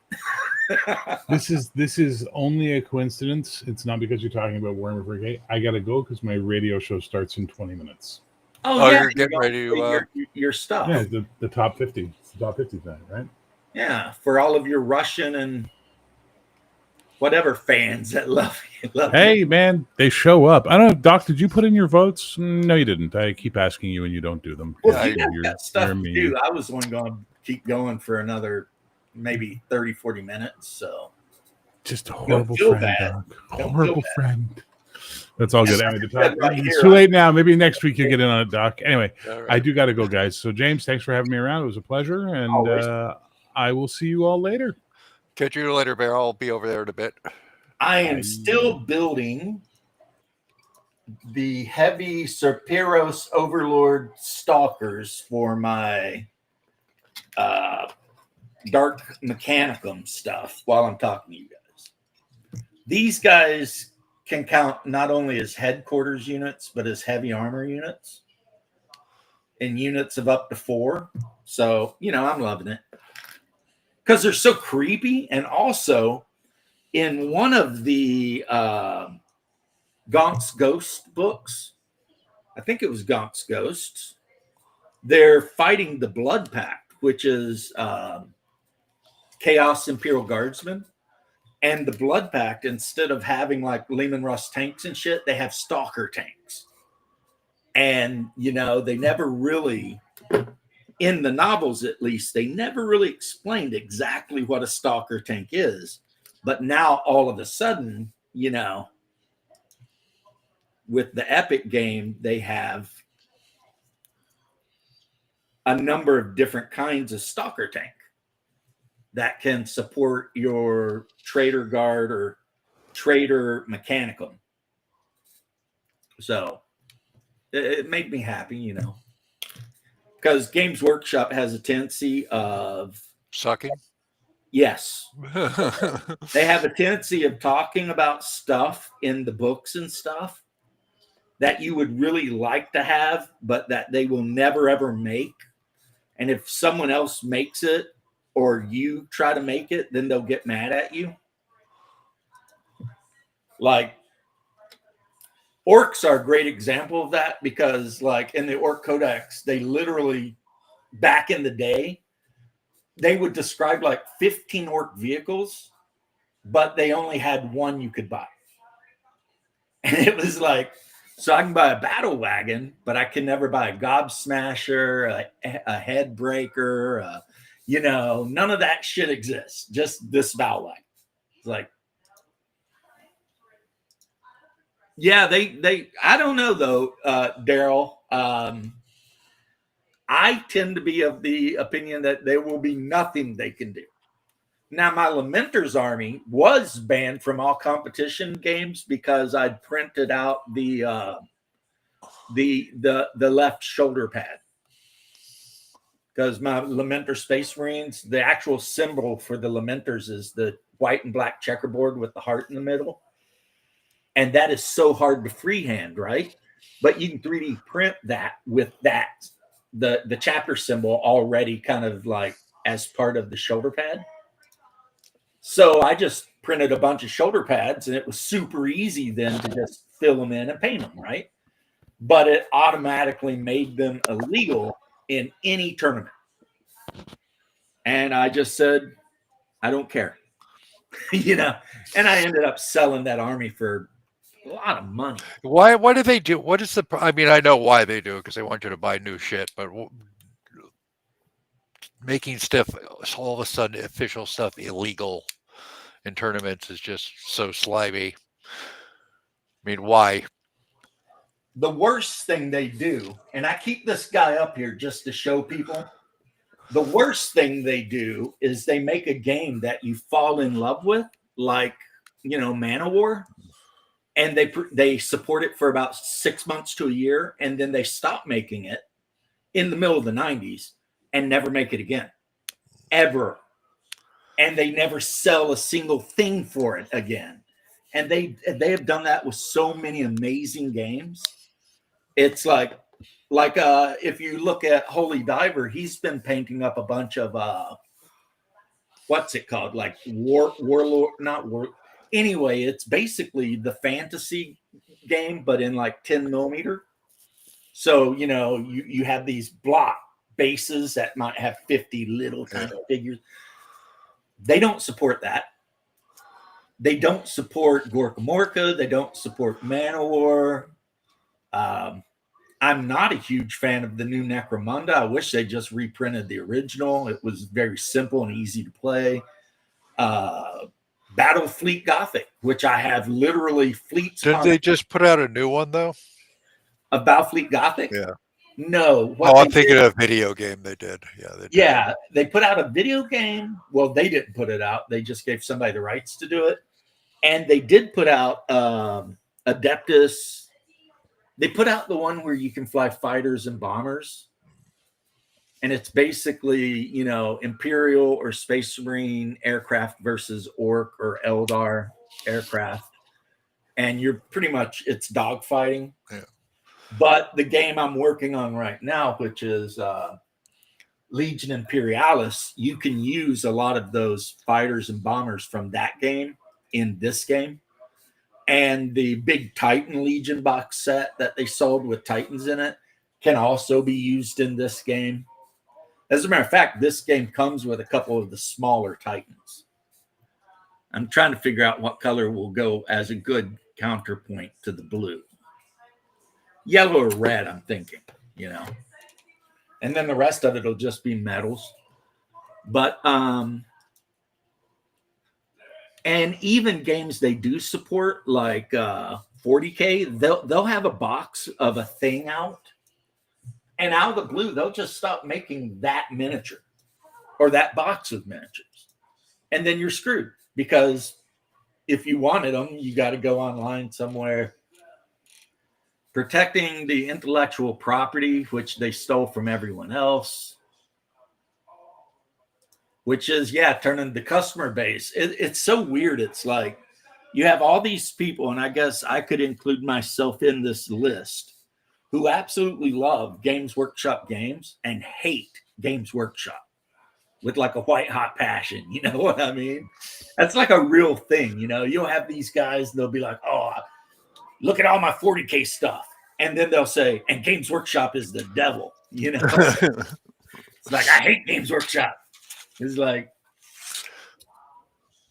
and now they're like, so everybody was turning on them because a couple of years back they put out the Games Workshop doesn't like fascists, and if you're a fascist, we don't want you to play our game. You will not be missed. Blah blah blah, which just pissed everybody off because it's like, you're a game company, man. Just make the game and shut the F up, you know? And it had to do with a guy in Spain showed up to a 40K tournament and he had like one of those SS rune pins on. Wow. Like Viking or what? Well, guess what? That's not illegal in Spain. It's 100% legal in Spain to wear Nazi memorabilia wherever you want. And a couple of players that were from other places like France and England refused to play the guy. So the guy got wins because they were they were forfeiting, right? So then people were whining and complaining online. So then they put that out, right? And it's like, so one guy in Spain wore a Norse rune of like SS Viking or some shit to your tournament, and now you're basically attacking your entire player base. And the other thing is they're constant wanting to rewrite freaking lore, you know, but why couldn't there be female space marines? I don't know, because for the last 40 years it said they couldn't be. You know, I mean, the guys who worked there back in the 90s said that it couldn't happen, you know, and then they started promoting the people who were painting all their space marines up in like various alphabet tribe colors. So like one guy painted up space marines in like trans colors and this colors and that colors, and they actually put it in a book, which of course did nothing but instigate problems with people who are like, are you fucking kidding? The thing that they don't understand, because a lot of these idiots don't care about the lore, space marines are not only always male, but they're sterile. Their junk don't work. And the emperor did this on purpose because he understood that if the space marines could reproduce, they would immediately look at normal humans and be like, F them. Yeah.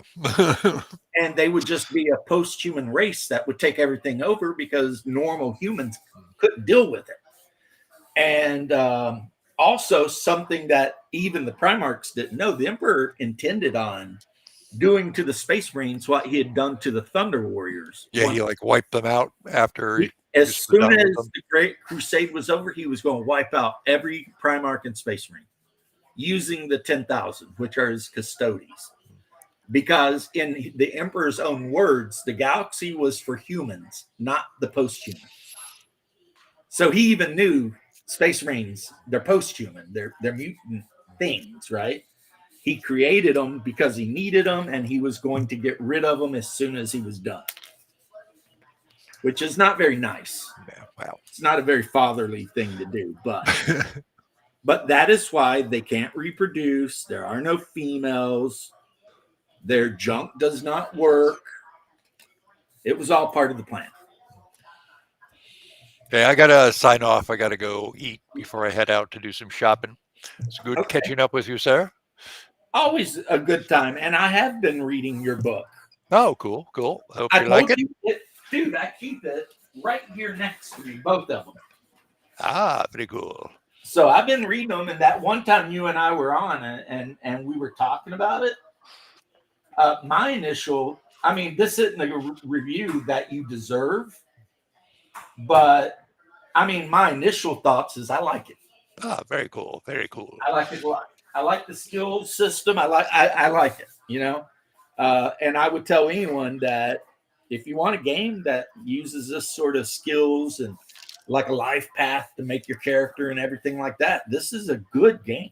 Ah, very cool. Hit me up on Discord sometime. We'll figure out like a day to do like a talk thing about it. Like you can, yeah. Because I would love to go in depth with you at some point one of these days that'd be awesome.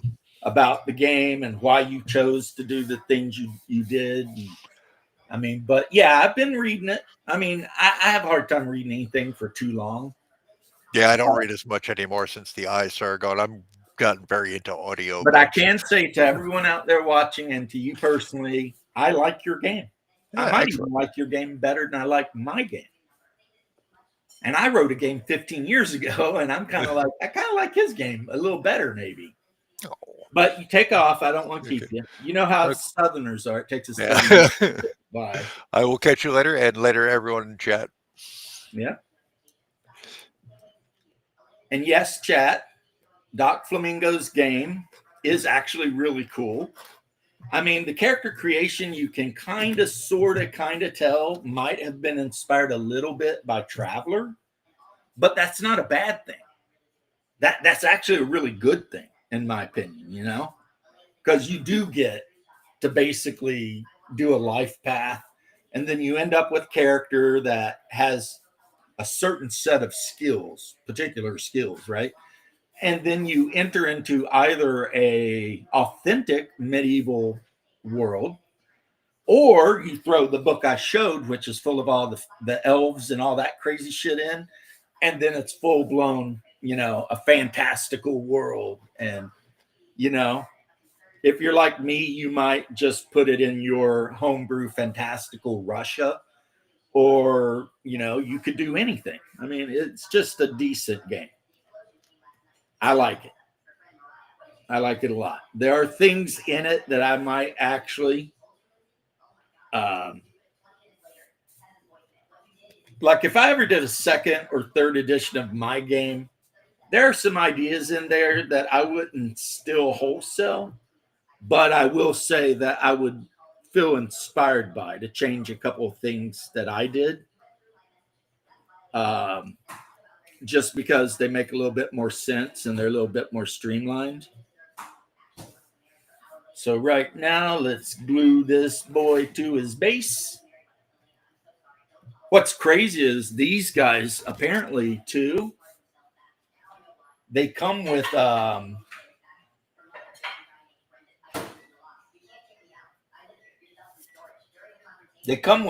data cards, so I guess you can use them with the Titan game, Titan Legion.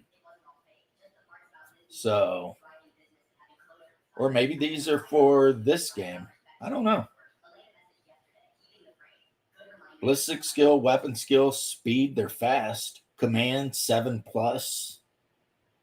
3 structure points. They've got 1 void shield that doesn't regenerate. And I tend to equip mine with the storm laser array, mainly because I love the range on it, up to 24 inches. Which, when you're playing epic, you know, 8mm, 24 inches, that's a long ass. I mean, that's basically pretty much across the table. So, and you can get 2 of them for 80 points. That's not bad. I used the Legion Imperialis army builder the other day, and just with what I have, I've got like 2,500 points of Dark Mechanicum. Mainly because you can use Mechanicum stuff with Dark Mechanicum. So I can throw all my stalkers out there, but then I can also throw all of the robot cohorts and tech magos and you know, all that other stuff out there. So now I didn't put his punchy claw things on yet, but I will once he's good and glued to the base. Also, since I talk about Star Frontiers a lot, bros, Reaper Miniatures actually makes a character. That's a Yazarian. That is 100% a Yazarian. I don't know what they call it, and they only make this one sculpt, but it's 100% a Yazarian. So, I mean, that's pretty good. And this guy right here, that is 100% a Drowsite. Again, they only make this one sculpt, but it's a Drowsite. And then they have another kind of alien that's got like a mouth like down here and a really skinny thing and then a bulbous head with one eye. And if you cut that neck off and you cover the mouth up with little green stuff, you know what you got? Another Drowsite. Because I'm not sure you can ever have enough Drowsites in your life, you know? They're giant walking beanbags of fun and happiness. Probably my favorite sci-fi alien in any universe is the Drowsite, because, you know, I don't know.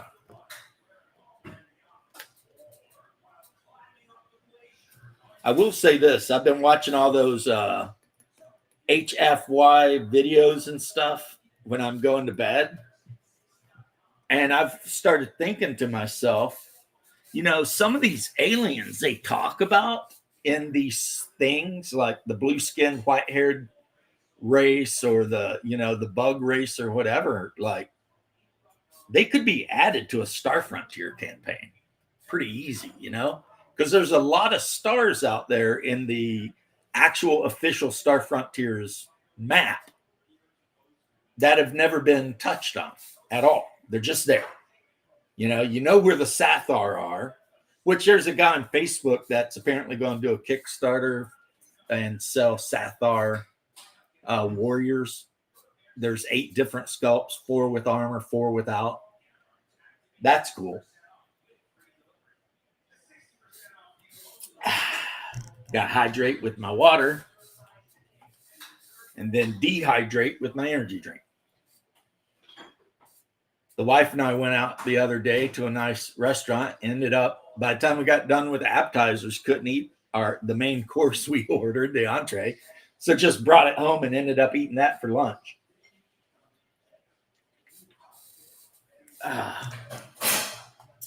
But she took a Friday off and we just hung out. I love that. Anyway. But yeah, Daryl. Even though that post's been a while back. Yeah, couldn't agree more, Daryl. Couldn't agree more. George. Damn it. I was going to say hello in Greek, and I forgot how to say it. Even though, because My Big Fat Greek Wedding is one of my favorite movies, I do know how to say orange in Greek. Portikolos. I probably mispronounced a little bit, but yeah, portikolos. And Christos Vokresi. Actually, no, I think that's Russian. I think in Greek it's Christos Anesti, but in Russian it's Christos Vokresi. But in English, it's just Christ is risen. And that's what we say on Easter to each other. Off-Grid Gamer, what's up, homie? And I saw your comments. Thank you for commenting. I love that. And also your stay within the plastic and all that. That is an interesting thing. And you're probably right. You're probably right. I don't know where you got that saying from, but having lived in a region that was surrounded by the dark, I can tell you, yeah. You're not wrong. And I know you're even further out than I am, you know?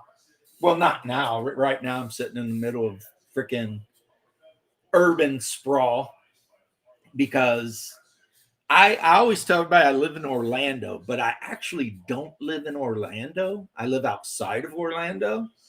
But the problem is Orlando has spread out so big that like every town around Orlando is connected to Orlando.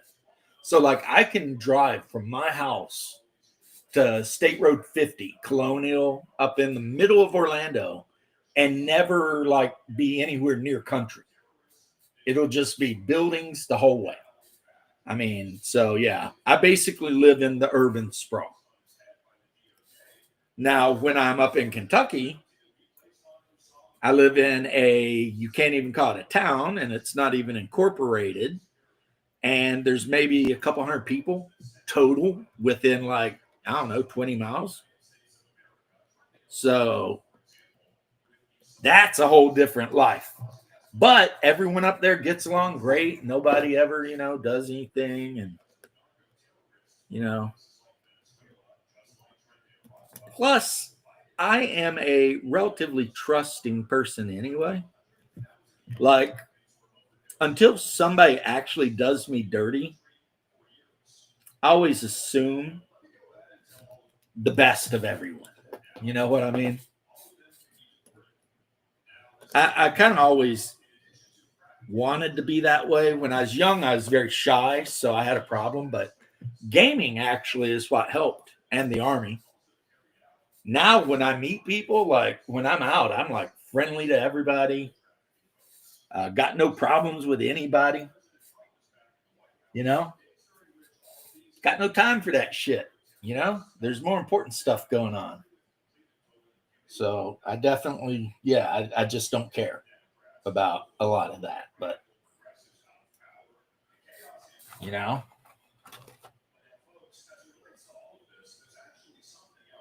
yeah.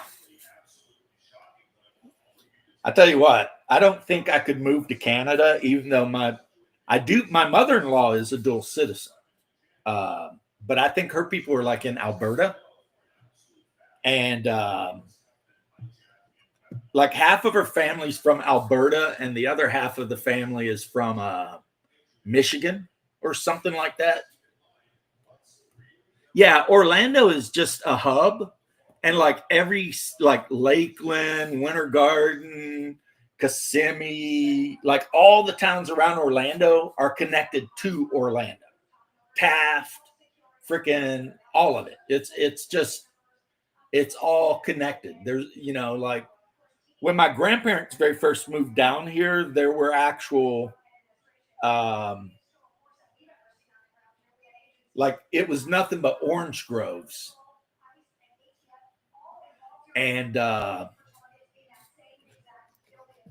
now, I mean, I'm sure there's orange groves probably down near Lake Okeechobee and stuff like that. But, I just, it took me a while to grow up. I was definitely a late bloomer, and my brother was definitely a early bloomer. Like Hungar had a freaking beard and a mustache in like the 8th grade. Whereas I didn't even have to shave when I was in the army. I couldn't grow facial hair till I was like 28. Your family's, Alberta and Saskatchewan. I absolutely love the land there, but I just, I love America too much to leave. Even when my brother and I are talking about maybe we could move to, I'm 50 something years old. I'm going to live here. I was born here. I'll die here. If I was going to leave the country, I'd done what my nephew did and leave when I was like 20, which he went to New Zealand and he's loving it. Maybe, but yeah, my mother-in-law is a American and Canadian citizen. And she has a lot of family in Canada and then a lot of family also in Michigan. And she is awesome. And I like her an awful lot, And she likes me. She was a nurse. So as soon as her and I met, And she's like, what do you do for a living? And I was like, firefighter.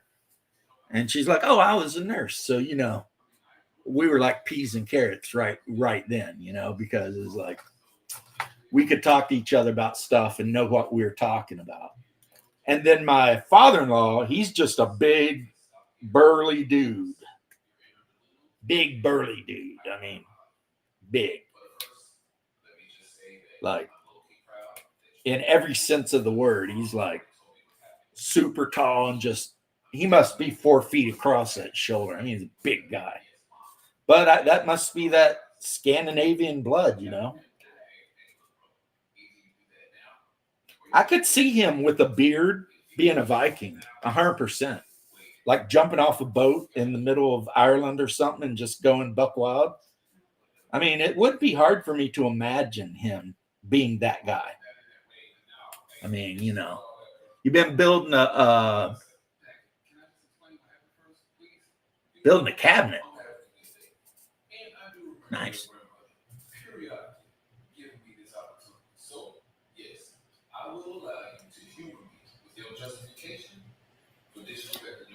I get it, man. See, I've had bad experiences, like because when I was young, I was really small. So I had to fight a lot because I was the guy that always got bullied, or if we ever went out to a bar, sure as shit, somebody was going to pick a fight with me. But for whatever reason, I never held a grudge, And I think that's kind of a big reason for my conversion. Not that I'm trying to make this about religion at all, but I think because I've been told by people that I'm way too forgiving. And I think that's why I ended up converting from Judaism to Christianity, is because something about forgiving your enemies really hits with me. Plus, I'm a huge fan of redemption arcs for people, I love it when people who are supposed to be bad guys turn out to be good guys. That's something I really love in like all the stories I read. And so, of course, Boromir is my favorite character, in Lord of the Rings, because he kind of starts out as a bad guy, but in the end, he figures out he's being a jerk and he sacrifices himself and redeems himself to save the hobbits, right? And so that's why of all the characters in Lord of the Ring, Boromir has always been the one I'm most relate to. I mean, it's not like you can relate to Legolas. That guy's damn near super hero. And I guess Aragorn you could relate to. And my brother, I think, relates to Samwise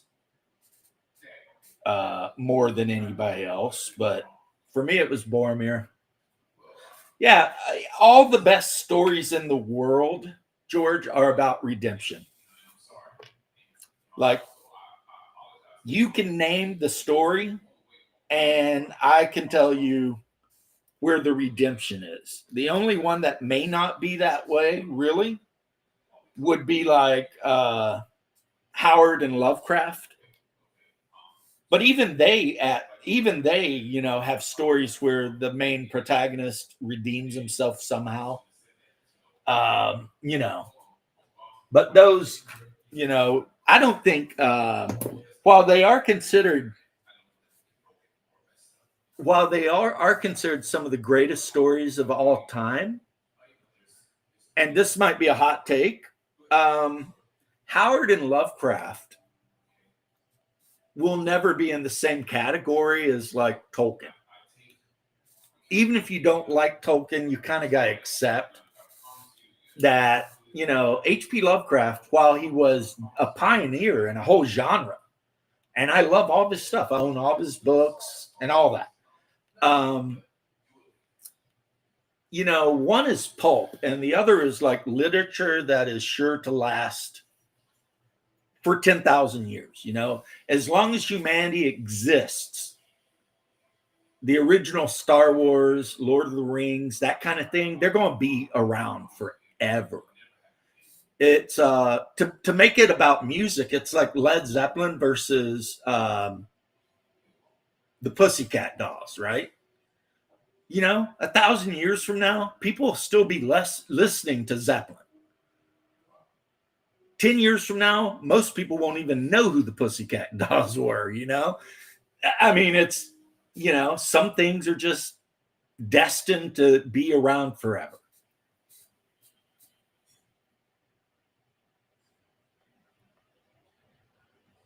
Oh yeah. See, one of the things with me, Off Grid Gamer, is my mom had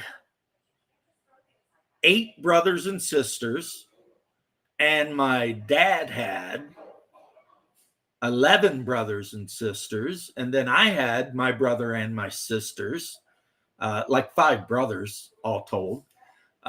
Granted, 4 were half brothers, but you get what I mean. And just the reality is, like, I never had to learn to be friendly to people who weren't related to me, because I was always surrounded by cousins. And so, yeah, I was really kind of shy with anyone that wasn't a cousin. But, like, if you were one of my cousins, all good, man. We'd be running through the woods, getting into trouble together, whatever. Or especially, I was super lucky because my brother was born like 13 months after I was. So by the time I'm 6, he's 5. By the time I'm 10, he's 9. So we were so close together in age that it was like my mom provided a built-in best friend for me, that I was always going to have around. And because Hungar is just such a unnaturally nice guy, whatever kind of plots and schemes I come up with, he was always right there, ready to, like when I decided to get into D&D, he was right there rolling up a character. And, no matter what I wanted to do, he was right there back in the play, And I think that's why I feel bad for only children. I really do. And I know a lot of only children are like, F that. I love being an only child, right? But to me, it just seems like it must be so lonely, because especially if you grew up a latchkey kid, it's like you come home from school and then you wait for your parents to come home all alone.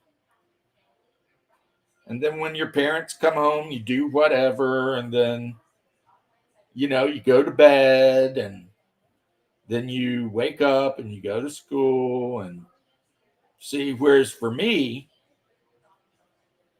I was lucky in that I woke up and my brother was there, and my sister eventually was there. And we walked to school together, rode the bus together. We played games. We ran around.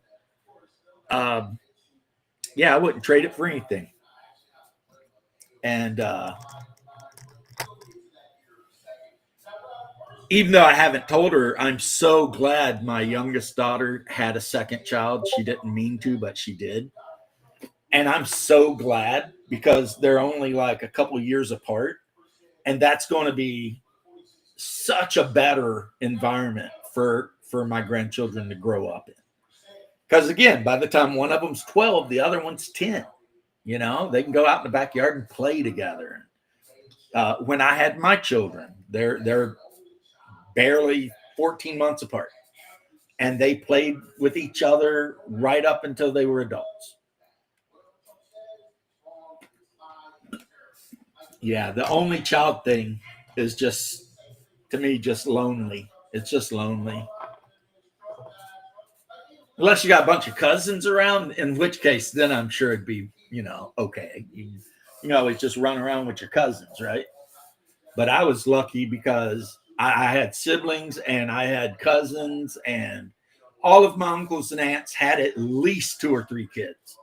So when you do the math, on the paternal side, I had 33 cousins at least. Actually, I think more, way more, but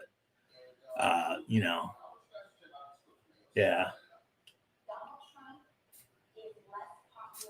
Good night to you, sir, and good luck with helping getting that bookcase together for your dad. It's always good to help your parents out, especially when they're older. They helped you out when you was a little stinker, and the least you could do is help them out. Now that the situations have changed. At least that's my opinion on that. I mean, unless you've got a really horrible relationship with your parents, which I know some people do. It happens. And it's very sad, but yeah, it happens. One of my best friends, him and his mother, like, despised each other. And it was so weird for me when he would, like, bad talk his mom, because my mom was so good. And I'd always be like, that is so weird, that your mother was so bad to you. It's like almost, for me, it's like something that's almost not believable, But yeah, it happens. I mean, thus they made that movie Mother Dearest, right? I mean, but I lucked out. Boy, did I luck out.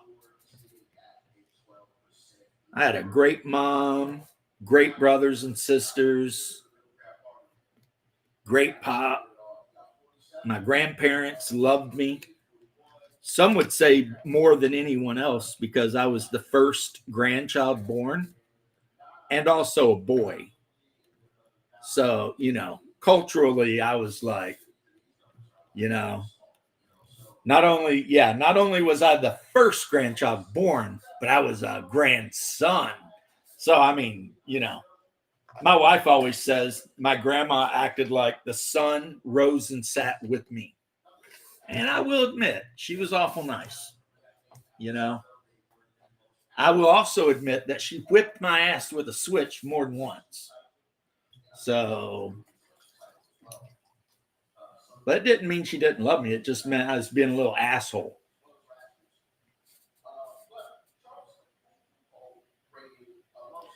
I like Army Painter speed paints, George. Not going to lie. I have a ton of them on my desk right now.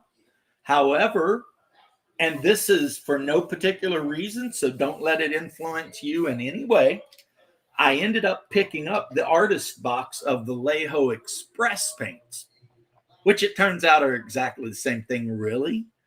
But I do tend to favor Vallejo over any other brand of paint. But that doesn't mean that I have like some sort of super loyalty to Vallejo. Because, I mean, right now, if I look down at my desk, I've got Citadel paints, Vallejo right here, Game Color. So this is, I think, Vallejo, but really old Vallejo. Army Painter. I've got some of the, what's it called? The comes in the big drip bottle somewhere. Right here, Pro Acryl, which I really like Pro Acryl. It's good paint. Yeah, I mean, I am not a paint snob. I just use whatever's going down, And I found that some colors do certain things better than others. Like Army Painter Yellow will give you orange. But the new Citadel Yellow will give you a brilliant yellow without even a hint of orange. Now, Imperial Yellow will have an orangey color because it's supposed to be like the Imperial Fists. But if you get like a Bad Moon Yellow contrast paint, that is like canary yellow. It's great. But yeah, the speed paint Zealot yellow, that gives you orange. It's way more orange than yellow. And then, of course, I've got this Imperial yellow from Vallejo Express, and that'll give you like Imperial Fist yellow. So, you can tell by looking at the bottle that it's actually orange. So then you get the contrast flash gets yellow or bad moon yellow, and it will look like that. Which if you're ever painting, bad moons or lamenters, you want that bright yellow color. You don't want that orangey yellow. But whatever.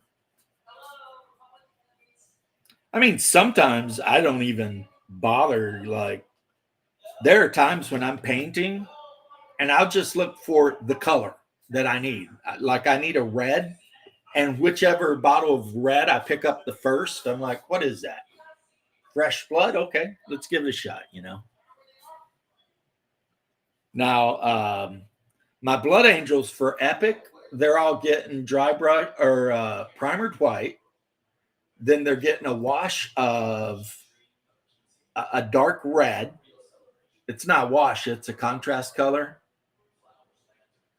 Wolfenstein. Yeah, it really was. It's a Vallejo red. I think it's called arterial red or whatever. It's a dark red. And then I use Pro Acryl's bright red to give it a light dry brush. And that way you get that nice blood red, Blood Angels look. And then I've showed you a time or two my Imperial Guardsman, which got Bag of Bones as the first coat of contrast color, Bag of Bones, Skeletal Bones, whatever. And then dry brushed with Vallejo Iraqi sand. And then, of course, I painted the first quarter red, and it's going to have a stripe in the middle of that. That's how you mark the different platoons. Dark gray and a white zenithal, yeah. Yeah. Because I live in an area that has 150% humidity and can't make up its mind what it wants to do from one day to another, I generally prime with a brush. Because I'll tell you, I've said this a million times, one of the worst things ever is when you're priming a miniature and the primer hits the miniature and turns into popcorn. And you're just like, oh, because the only thing you can do is strip that miniature, man. Get out your LA Clean or your Kaboom or whatever, because you're screwed. You're definitely going to have to strip that miniature, and that sucks so bad, But it's just what's going to have to happen. And, unless you want to say, well, my Space Marines wear textured armor, which I guess you could do. I mean, knock yourself out. They're your Space Marines. Paint them how you want. So, yeah. And a lot of it has to do with humidity and heat. If you get out there and it's the humidity and the heat's too much, rattle cans can totally screw up everything you ever wanted to do with your life. Yeah. And so, yeah, I hand primer. It's not easy because, you don't want to over primer, right? You just want a nice thin coat on there, especially when you're painting like, epic scale models, right? You want it primered, but you don't want to bury any details. So I think that's another good reason to do the hand primer, because this Vallejo white primer that comes here, I could use it in my airbrush, I guess, but this stuff is really thin. So, unless you really try to gloop it on, it works really well with these smaller scale models. And it works, the white works really well with any of the Contrast Express, Army Painter, whatever, a lot of people will say about the zenithal thing, but if you're using contrast paints, you really don't have to do the zenithal thing. You really don't. Just if you want the contrast color to look like it looks on the bottle, primer white. If you primer gray or black, good luck using any of the contrast Army Painter, whatever paints. It's not going to work the way you want it to. Which is why, I mean, some people will paint a miniature black and then they'll do a pretty heavy dry brush of white. And then you use your Army Painter and the black shows through the contrast color. I mean, if you're looking for some extreme contrast like that, that would work. But otherwise, yeah, you just be better off primering white.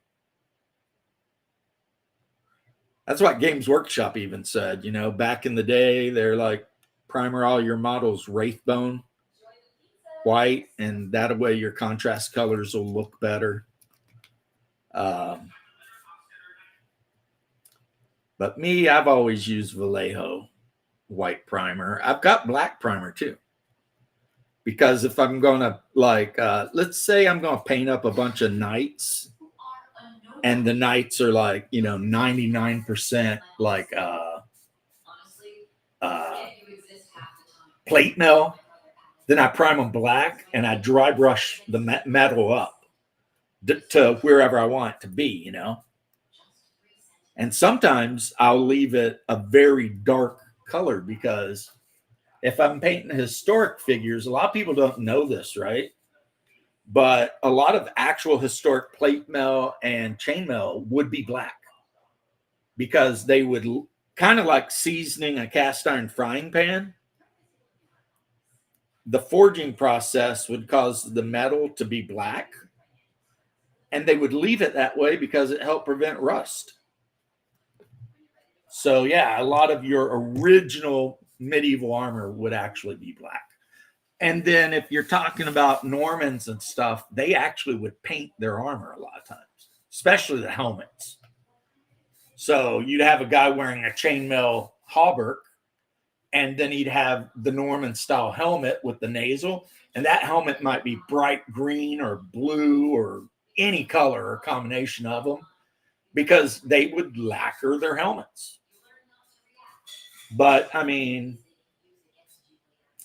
that's the thing with being a modern human. Like we think all castles are like, you know, like this. We think every castle is just going to be like rough-faced block, right? But the reality is, and I know I'm getting into history and whatever, and I hope it's not boring anybody, but when they would build their castles, they would stucco them. And going back to the contemporary sources, a lot of times they would even paint them. So they would build the castles out of block like you think, and then they would stucco the castle, and then they paint it. And so when you would ride up on some lord's castle, that thing might be whatever color. I mean, white, you know. Wolfenstein. I am currently, as you can see on the other camera, putting together stalkers. These are heavy stalkers for Dark Mechanicum, which means I also have Loyalist Mechanicum, because that's pretty much interchangeable except for the stalkers and the swarmers. I have Adeptus Astartes painted up Blood Angels, because Blood Angels, I've always done Blood Angels. And then I have, of course, my Imperial Guard, which I know they want to call these guys Solar whatevers. But let's be honest, this is Imperial Guard, right? And so this is a Malcador with the twin las whatever.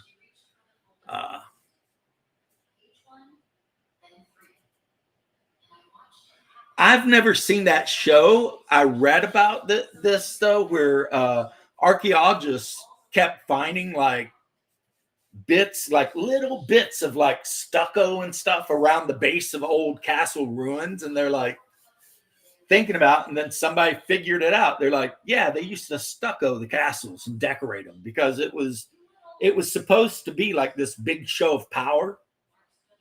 And so when you rode up to the castle, the person who lived in that castle wanted to really impress you. So you'd be like, holy shit, look at this thing, right?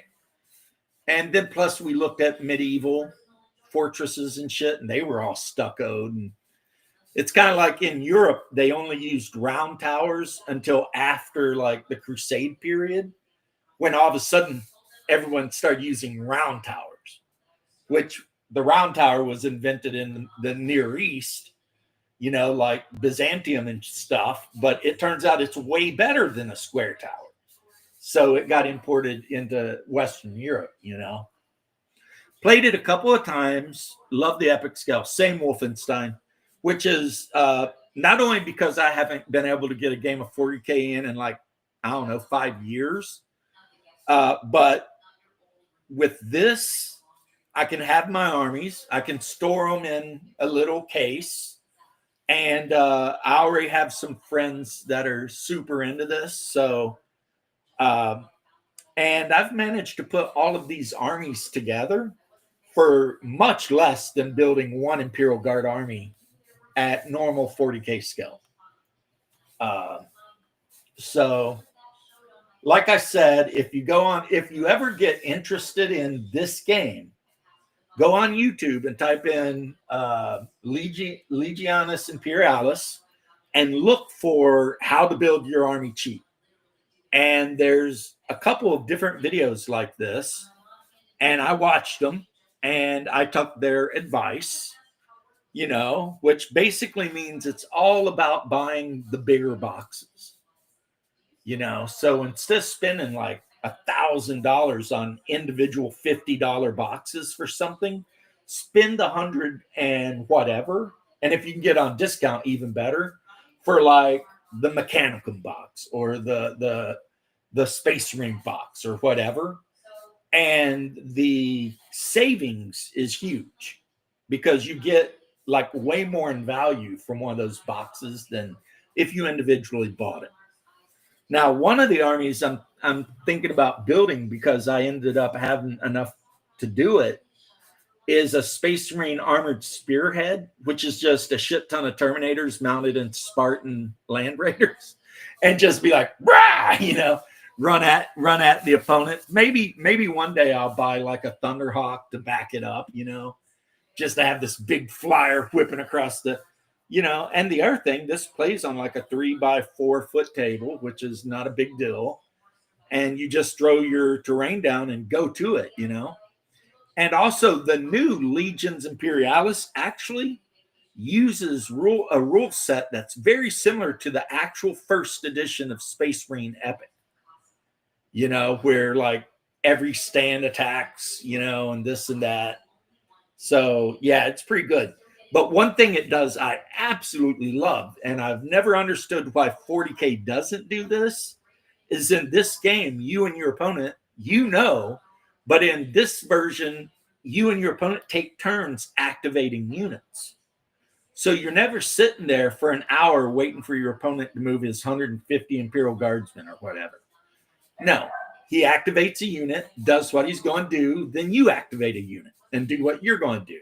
And you just go back and forth, which is where leadership matters, because certain units, especially with Solar Auxiliary, if they don't have a leader within so many inches, then they can only do like a very limited set of activations.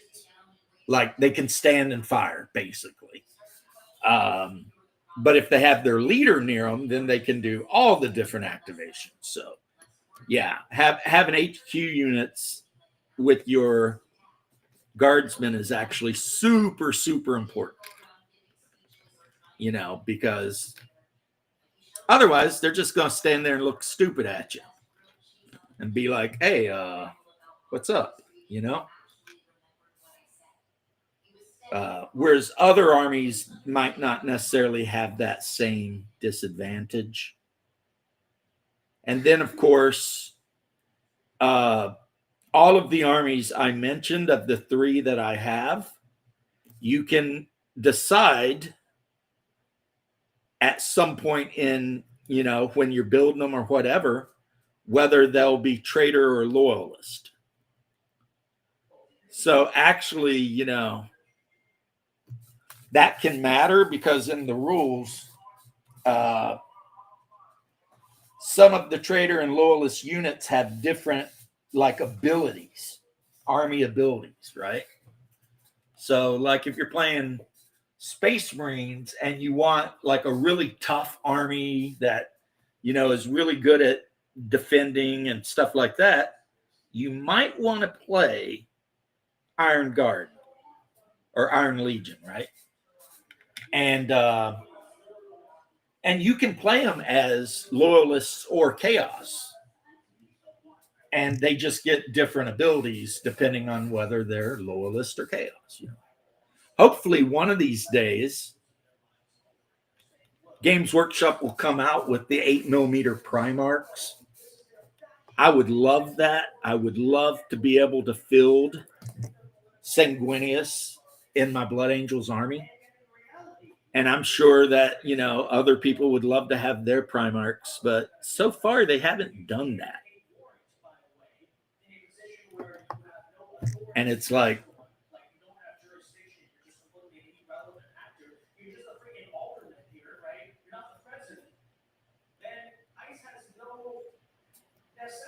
it's there's so many things I'm hoping that they'll come out with for this.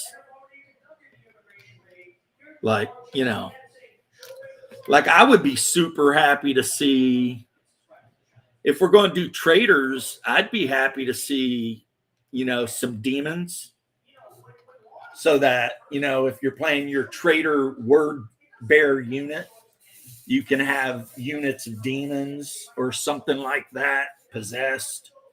I would love it if they'd throw orcs out there, and they really should, since, if you're going to go by the lore of the Horus Heresy, one of the big battles that they fought prior to the heresy kicking off was when they put down the orc chief on Olenor, right? So, I mean, orcs are a thing. They are a thing in this era. And I can think of so many people that I know personally, like my brother, who would absolutely love to put together an army of orcs. Because Hungar's always been an orc kind of guy, So, yeah.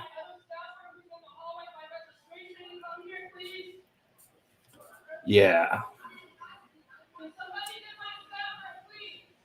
See, I thought these guys would be a lot harder to put together than they are. But it turned out they're not that bad. They're not as bad as I thought they would be. Let's just say that. I thought they'd be a lot tougher, but anyway. I've got the light ones I need to put together too. These are the heavy ones, the Centilex, whatevers. They count as your Dark Mechanicum headquarters units, but also as the heavy armor units. And then there's the light ones that count as your light armor. And then on top of that, if you have any Mechanicum tank units you want to use, you're absolutely free to do so. I mean, so if I wanted to add like a unit of whatever the Mechanicum heavy assault tank is with the big gun sticking out the front of it, I can do that. Just say that, they're traitors.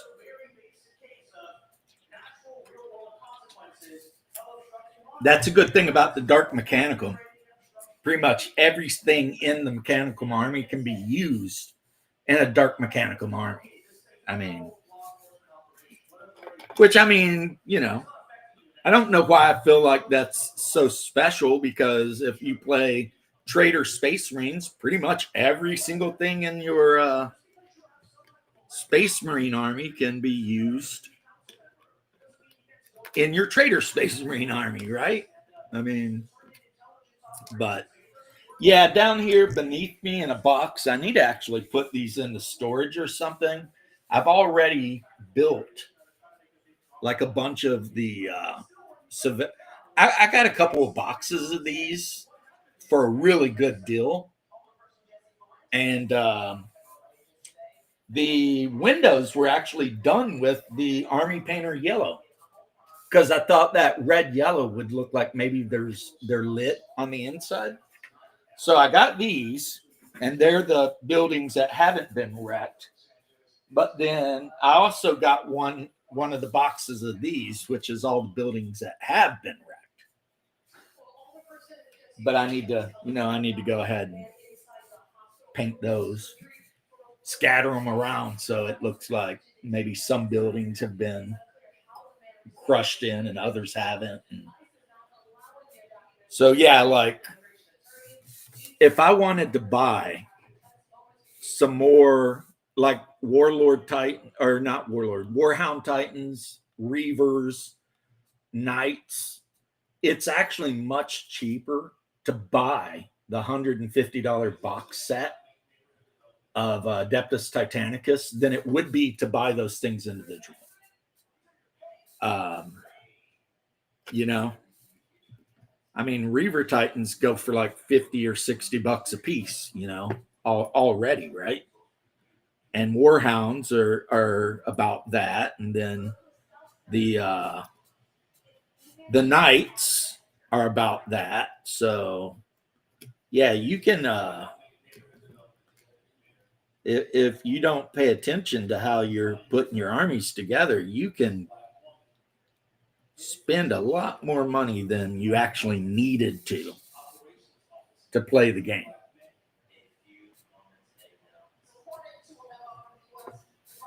And that's that is a sad thing.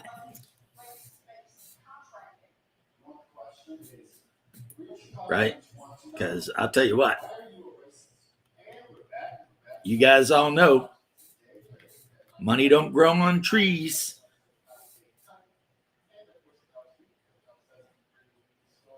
And I got mouths to pay and bills to feed, and ain't nothing in this life is free.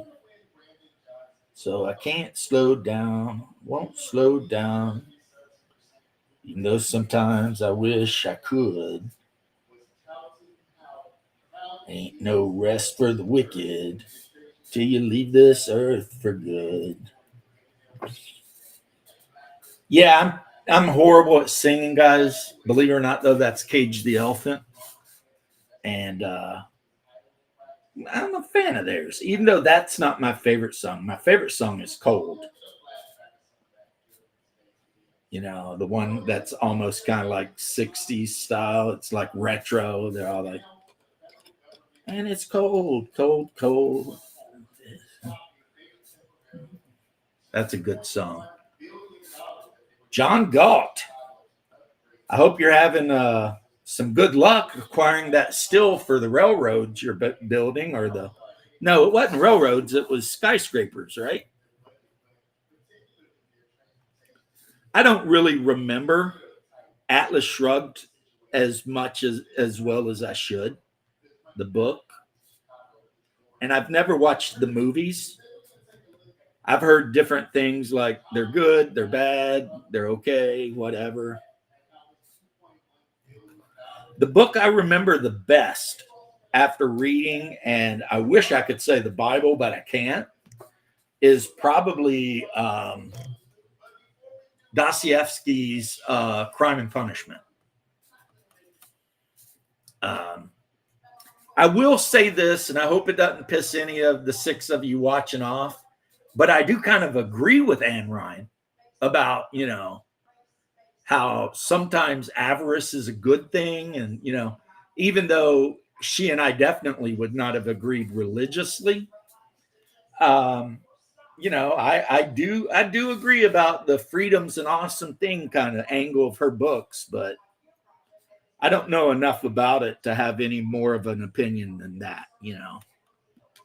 So, yeah.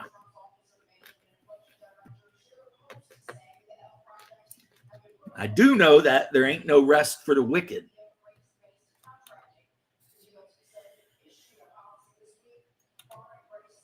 Only because Cage the Elephant said so. You're not an Anne Ryan fan, but you got the John Galt going. Interesting. Interesting. Is it just the mystery? Like how, like in the book or whatever, everyone's always been like, who is John Galt? And that's just the thing that attracted you to the name.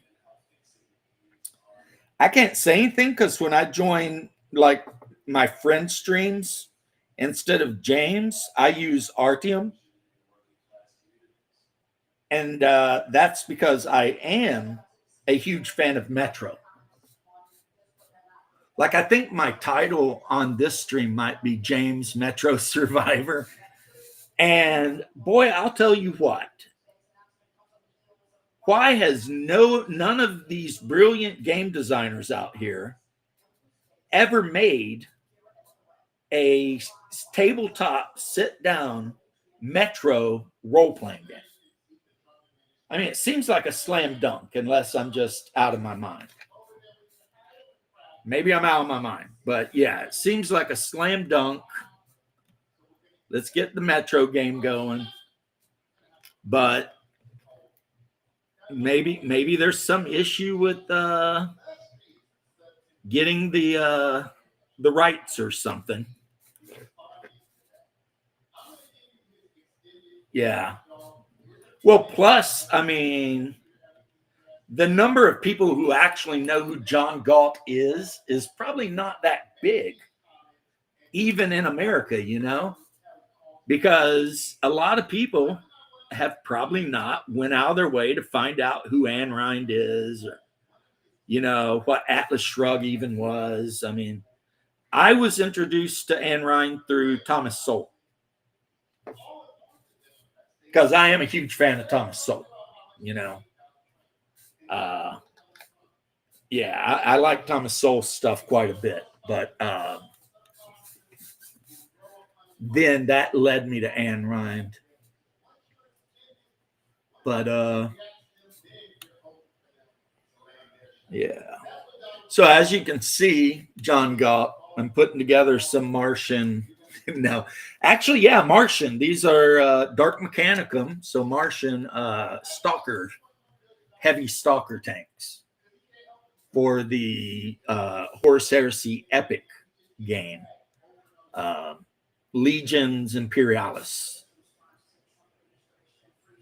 And talking a little smack. Now, my boy Bear, Thomas Sowell is an American economist who was, I think, friends with Friedman. And he wrote, I don't know, maybe a dozen books. And every now and then you can see him, like when he's young, like debating other economists. You'll know him because he'll be the only black dude there. You know what I mean? But he's a funny character because when he's young, he was like hardcore, like Black Panthers, Marxism, everything like that. And then he paid his way through university in New York. And by the time he graduated, he was like hardcore free market capitalist. You know,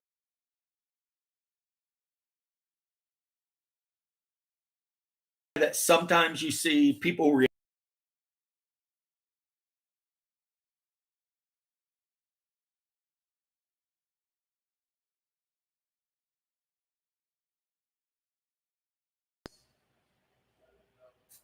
will keep working on my monstrous hermit crab.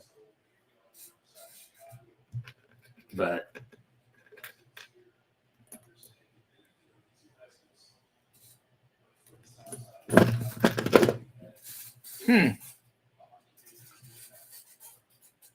Okay, I'm back. Yeah, my internet's been sketchy as shit. Plus, it's been raining all day here. So.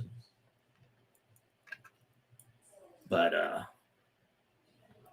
see if I can get this arm glued in there. People always notice that I shake a lot. No, unlike what Bear joked around about, I do not have Parkinson's, but I do shake a lot. I do shake a lot. I'm not sure why. I always have. So when I paint these tiny figures, I put my elbows on a table to steady my hands, because if I tried to hold them away from the table, my hands would just be. I have twitchy nerves, man. Twitchy nerves. And muscles. I have fast twitch muscles too that, you know. Maybe there was something in the well water I grew up drinking. Probably not, but you know. But for those of you who don't know, I am going to give a shout out to Bear, the Gen X DM, who is running his music channel right now. He makes a lot of like AI assisted music. Like he makes music, but he uses AI too. And a lot of, you know, from what I've seen and other people have said and what he said, it turns out it's very popular. Especially with apparently my Slavic brothers from Russia. Apparently, you know, they love his AI generated music or whatever. But yeah, well, John Galt, I'll tell you something, right? For the longest time, I couldn't eat in public. And it's a thing that my wife, who is got a psychology degree, ended up explaining to me. People who grew up in my demographic, especially my like grandparents and on and so forth, because of the famines and stuff, they would like actually hide when they ate. Like the whole family would kind of hide together to eat what little bit of food they had. And somehow that got passed all the way down to Kentucky hillbillies, to the point that to this day, a lot of people like me and people I know will not eat in front of somebody unless they're eating too. And that leads to the reputation we get for being very hospitable and accommodating. Well, I mean, yes, hospitality is a huge part of our culture, but the other thing is we can't eat if you're not eating. So if you're at our house, we have two options: invite you to eat with us or wait till you leave. And does it make sense? Maybe not, but it is just the way it is. And like I said, my wife, when she was doing her master's work, she actually researched why it's that way. And it has to do with, you know, being so I mean, Appalachia is still the poorest part of America, bar none. I mean, even hood rats in the middle of the poorest ghettos in America have running water and electricity, right? There are where I grew up, we had no running water, and we had an outhouse, and we were super poor. So yeah, it you know, it becomes part of the culture, right? Whereas like now that I've started hanging out and when I got jobs and stuff, it was always so weird for me seeing some guy just bust out their food and start eating in front of everybody, because I mean, that was just like undone. You just didn't do it, you know? But she figured it out. It has to do with the fact that my people were traditionally exceptionally poor. So, William Silva, how you doing, homie? I see the name Sova, and I think you're William Sova. If that's your real name, I'm like, I don't think I've ever met a Latino named William. But then, am I wrong about Sova being a Romance, like Italian, Spanish, whatever last name? I don't know.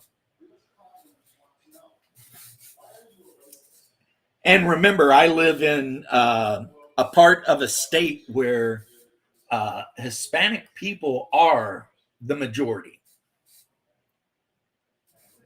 which I don't get because, I mean, you know, if you walk up to your average, ordinary, like Cubano guy or Puerto Rican, and you ask them if they're white, they'll be like, yeah, you know, but, you know, so in Florida, when they used to do the race thing, they would ask you if you were a white or non-white Hispanic.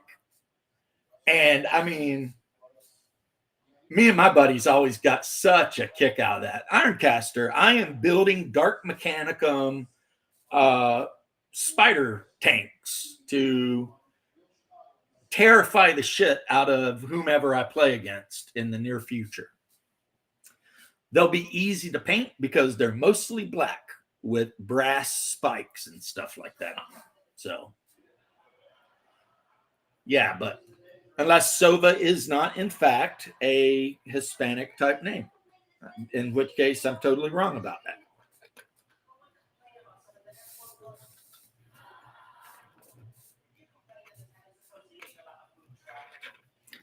Of course, a lot of people wouldn't believe Simon is a Russian name. But thanks to the people who were working at Eastern Europe, yeah, it could be a Slavic name. Yeah, a lot of people don't believe that Simon is a Russian Jewish name. But when my great-grandparents came through Ellis Island, they changed their name to Simon.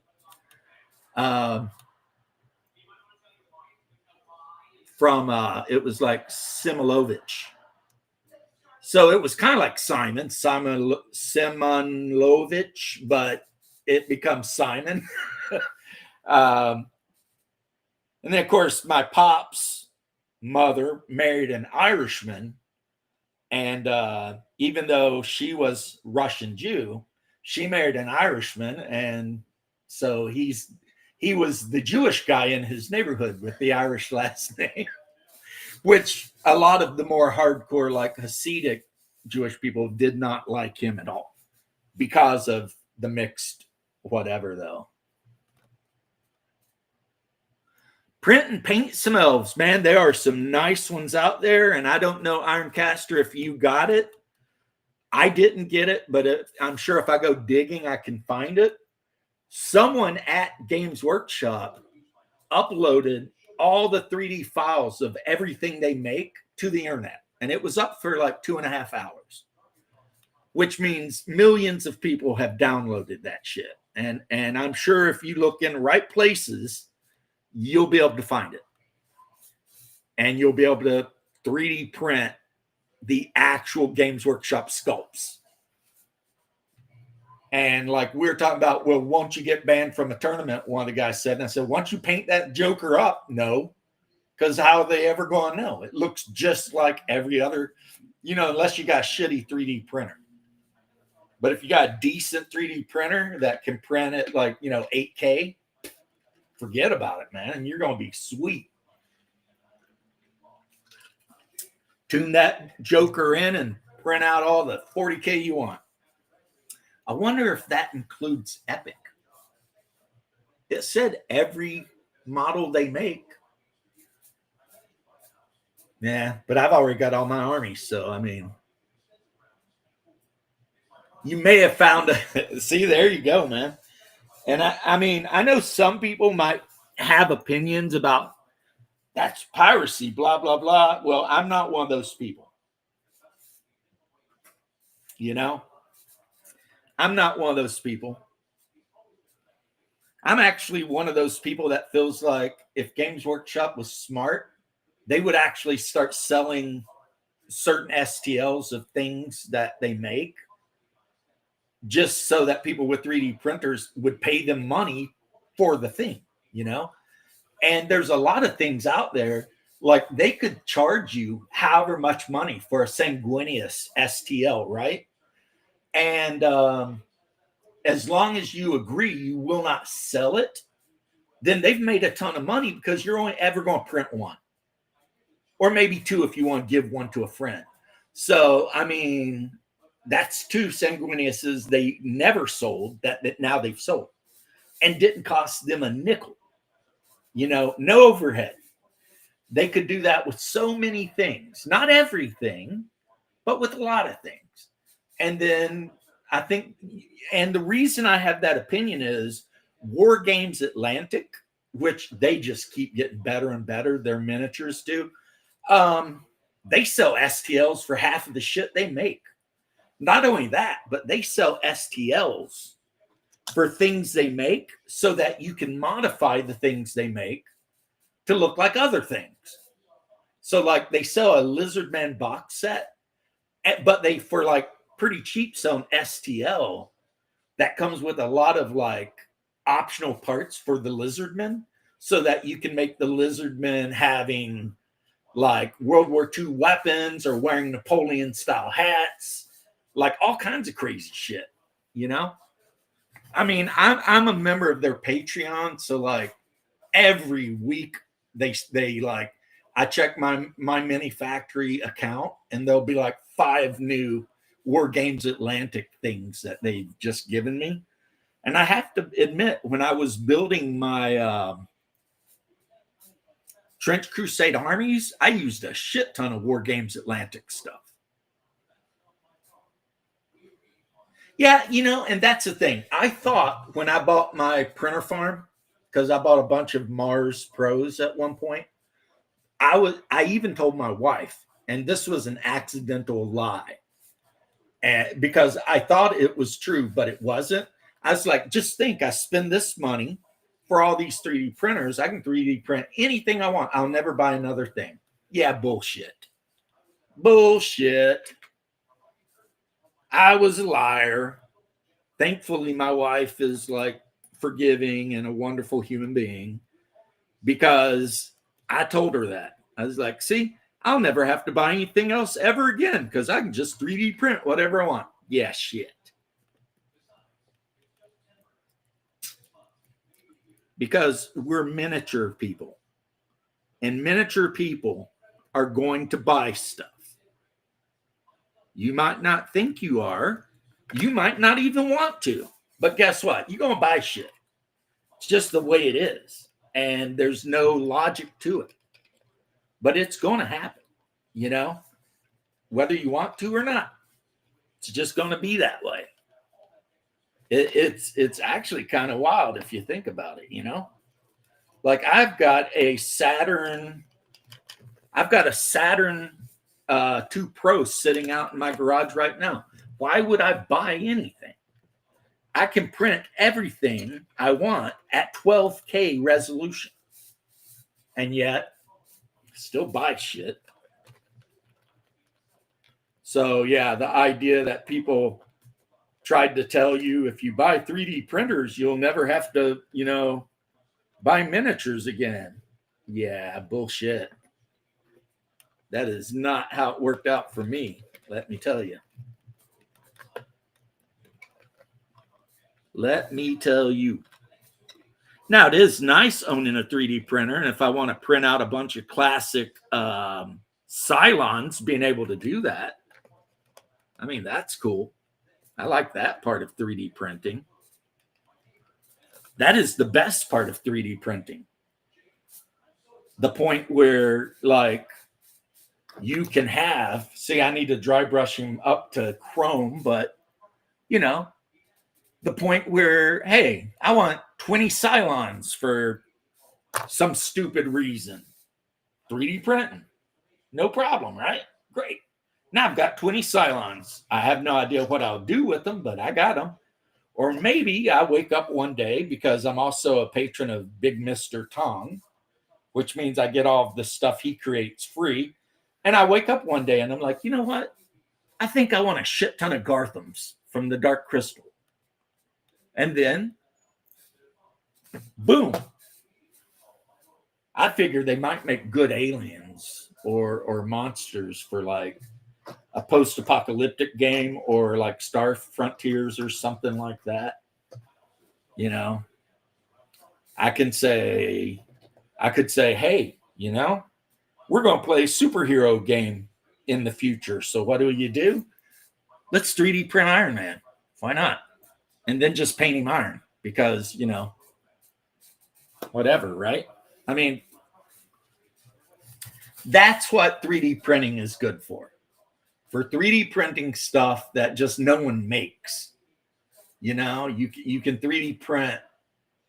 Like I've got Guts, I've got all of the apostles, most of the people from Berserk. I've got like so many things, but there's things that no one else makes, you know, except now apparently Free League or Modifius is doing a Kickstarter for a Berserk board game. So, you know, I guess that's cool.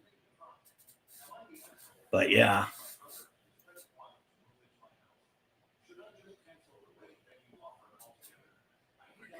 Yeah, the other thing War Games Atlantic announced like a month ago that got me super hyped is that they're going to start doing a line of Traveler 2300 figures. So, you know, Pentapods, Kafers, Sung. I mean, I don't know what they'll do about humans because I seriously hope the first things they do are the aliens from Traveler 2300, you know, especially the Kafer, because they are the big bad guys, right? And I absolutely love Traveler 2300. The only sci-fi game I like more than 2300 is Star Frontiers.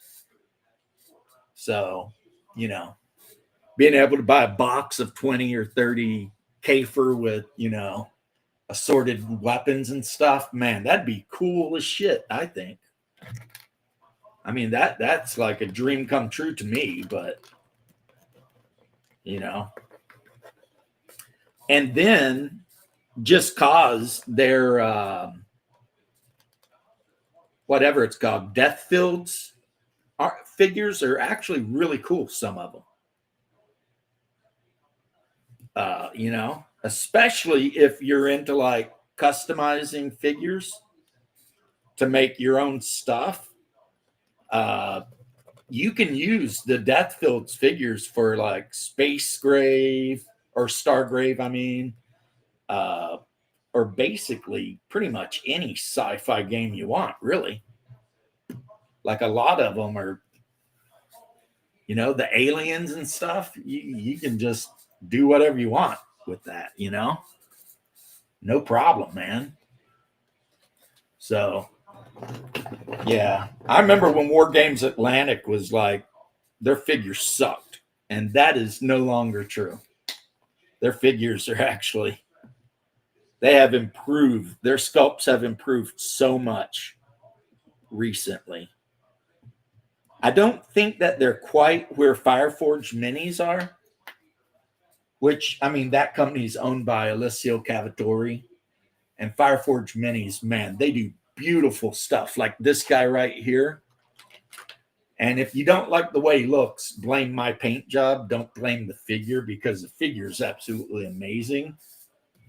But I had to, you know, I had to get this guy.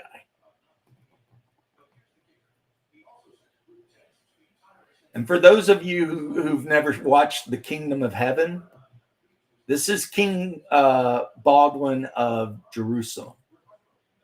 The leper king, they called him, right? And when you buy the kit from Fireforge Minis, you get him on foot and on horseback. The horsey I haven't quite finished yet because I had to watch that scene where he shows up and it turns out he's riding a bay horse. At first I thought it was a white horse, but it's actually a brown horse. And then the face has to be done chrome like, you know. And then he's got his crown on. You can see the crown. And he's also got the scarf he's wearing. I mean, yeah, that's the thing. Fireforge Miniatures, they do a lot of stuff for like Byzantine, Crusades, that era, you know, both Crusaders and Muslims. And their miniatures, while they're a little bit more on the expensive side than War Games Atlantic, they are beautiful, beautiful. The only issue I have with them is some of the miniatures they make have the puddle and some don't. And when it comes to plastic, I definitely prefer to just be able to glue the feet directly onto the base without that puddle, you know. Makes it easier to base them out, you know what I mean? Like you just put a little mud on the base and then let it dry really good and maybe put some sand and do your thing and then put some super glue on his little feet and stick him on that base and, you know, Bob's your scudder, right? No problems. But unfortunately, some of the, at least the older figures are, they still have the puddles. And yeah, for 28 and 32 mil, I'm not a fan of the puddles. But that's just me, you know, that's just maybe my opinion. To quote the one who abides, that's just like my opinion, man. Yeah.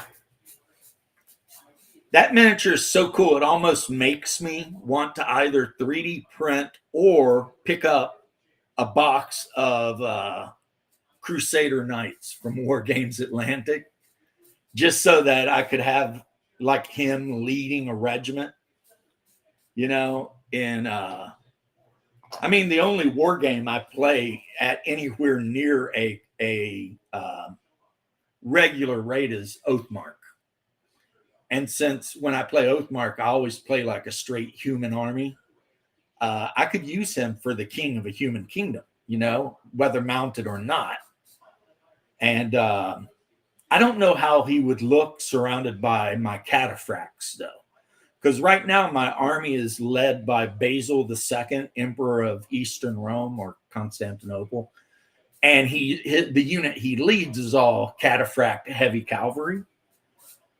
So he fits in since his horse has lamellar armor and he's wearing lamellar armor and everything. Whereas this guy, I think he needs some Templar Knights or something. Maybe some Hospitallers. But yes. Fireforge Minis, they make amazing historical miniatures. And I think they started like a year or two ago making some fantasy stuff too. Like they put out skeletons or something. And then, of course, War Games Atlantic is putting out like 10 millimeter fantasy. They've already released orcs and dwarves, I believe. And I think they might have a rule set for their 10 mil fantasy figures. So if you're one of those guys like Fritz, you know, who does all the painting and everything, if you know me, you know who Fritz is. I mean, 10 mil seems to be his thing, 10 and 15. So you could build, it looks like one box of the orcs will build a pretty good size couple of regiments. So, I mean, if that's a game you want to get into, you know, the 10 mil fantasy, yeah, you could definitely, they're definitely making it happen. We'll wait and see what they come out with. I mean, I'm not interested in orcs or dwarves, but if they come out with like some really evil dark elves or cool humans, then I might be like, I might think about it. You know what I mean? Don't know if I'll do it, but I will think about for sure. They'll be thinking.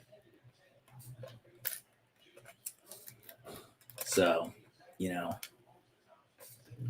I mean, my favorite fantasy army from when I played Warhammer Fantasy was obviously my Dark Elves. I loved my Dark Elves.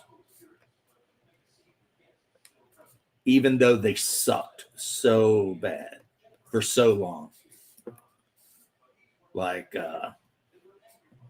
even when I got my new army book, most of the units still sucked.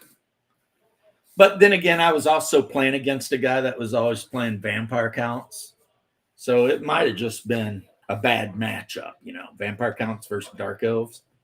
Yeah, that might have just been a bad matchup because his undead knights would completely wreck my cold one riders every time. It just, I mean, it was so frustrating for me because, you know, I got all these cold ones and they were the metal ones. And I worked so hard to paint them up to make them look beautiful and evil and whatever. And then his like Wraith Knights or Blood Knights or whatever would just, all right, over and out, John Galt. Yeah, his Undead Knights would just wreck my Cold One Riders every time. Even if I flanked him, it didn't matter. His guys would just wreck them. The only unit I ever had that was ever even a threat to him really was the Dark Riders, because I'd filled them in units of 5 with repeating crossbows, and I'd just flank them and attack his units from behind and shit like that. And that way, if I did manage to break an enemy unit, not undead, obviously, but any other army, and they had to withdraw, they'd have to withdraw right into those Dark Riders, which meant they're instantly destroyed. But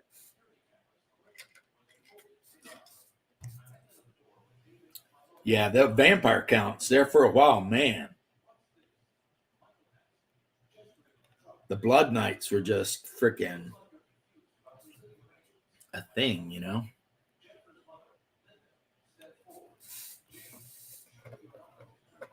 But yeah, I'll end up closing this up here in a second. Talk to my wife, see if she's hungry or, you know, what we're doing. I mean, if she's not in the mood to do anything, I will make myself some ramen noodles and dump an extra egg and some curry seasoning in it and call it a day.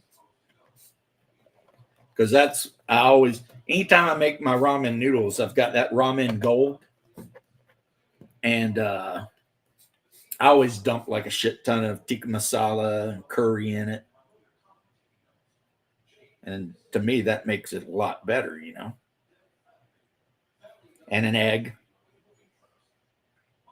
And if we've got any cabbage in the fridge, I'll shave some cabbage and put in it. Because, yes, I love cabbage. I love cabbage. Even though I forget who it was that used to watch my show all the time, and he used to always tell me.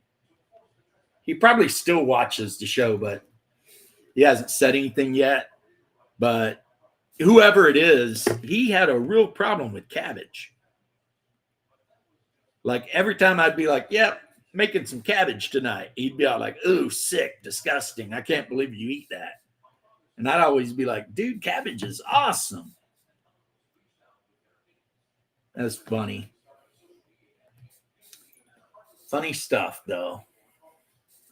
Yeah. So, I mean, guys, I am just sitting here concentrating on this and blabbering for the next however long. If you guys want to make fun of me or ask questions or whatever, I mean, feel free. If you're listening to me at work, well, I'm glad that I could be here to distract you from your labors a little bit. Of course, I will say this. If you're working with power tools, please do me a favor and pay attention to that. Because, like I said, I used to be a first responder, and the last thing I want to hear is one of my boys, Because I mean, you regulars, you're like my bros, man. I talk to you guys more than anybody in real life, really, except my wife and maybe my therapist. But anyway, the last thing I want to hear is that one of you degloved yourself because you weren't paying attention while using a drill or something. And if you're wondering what degloving is, that's when you maybe you're wearing gloves and you get the material caught up in a drill and it snatches the skin off your finger when it takes the glove off too. It's called degloving. I've had to deal with that once before. It is, in my opinion, absolutely horrible.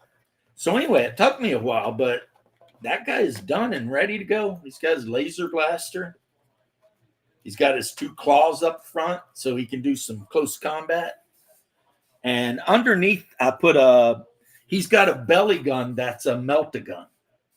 So it's like a multi-melta type of thing, but it's the Martian equivalent.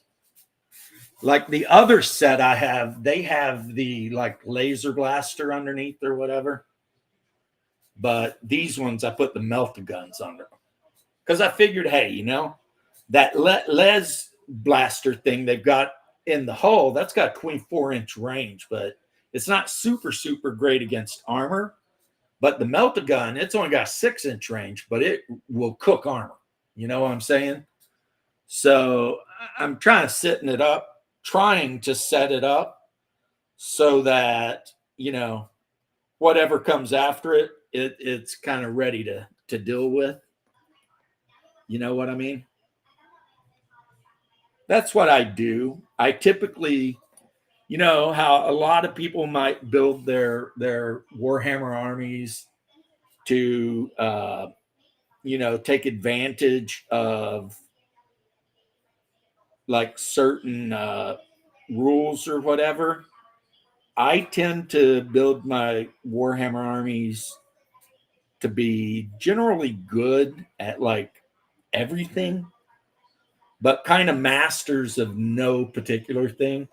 You know, like how some people might build an army that's 100% focused on something. I try to make more generalist armies because I think they're more fun that way.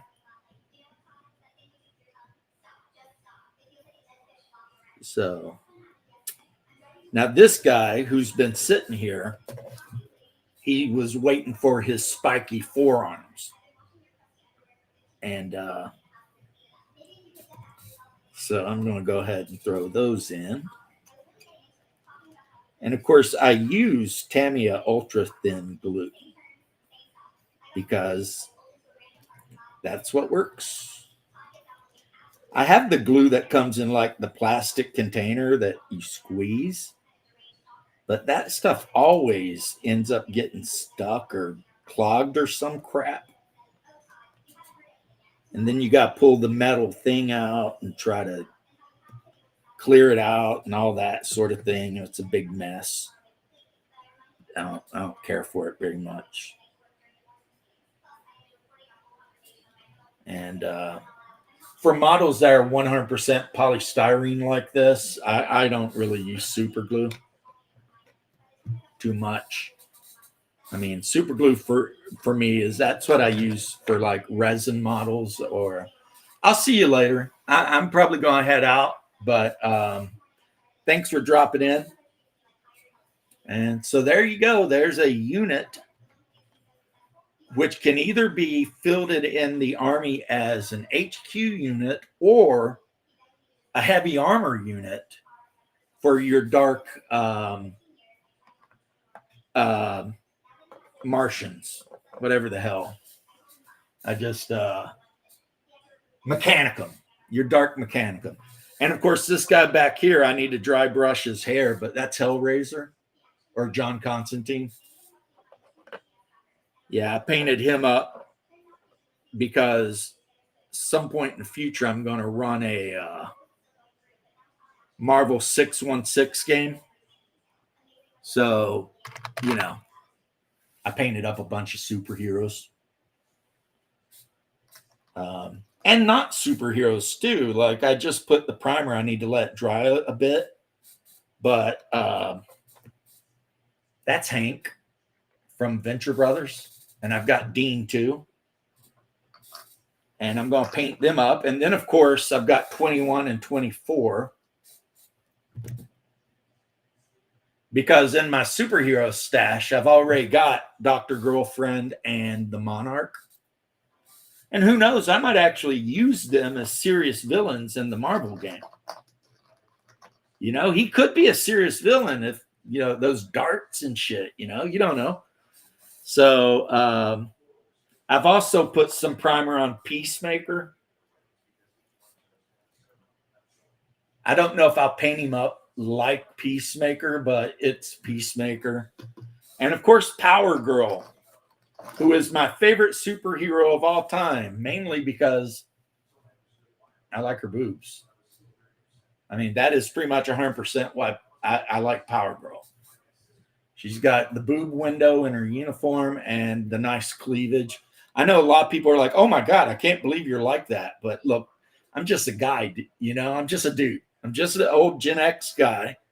And if you get offended at me for liking a woman's boobs, I mean, I don't know what to tell you, man. I literally just don't know what to say about it.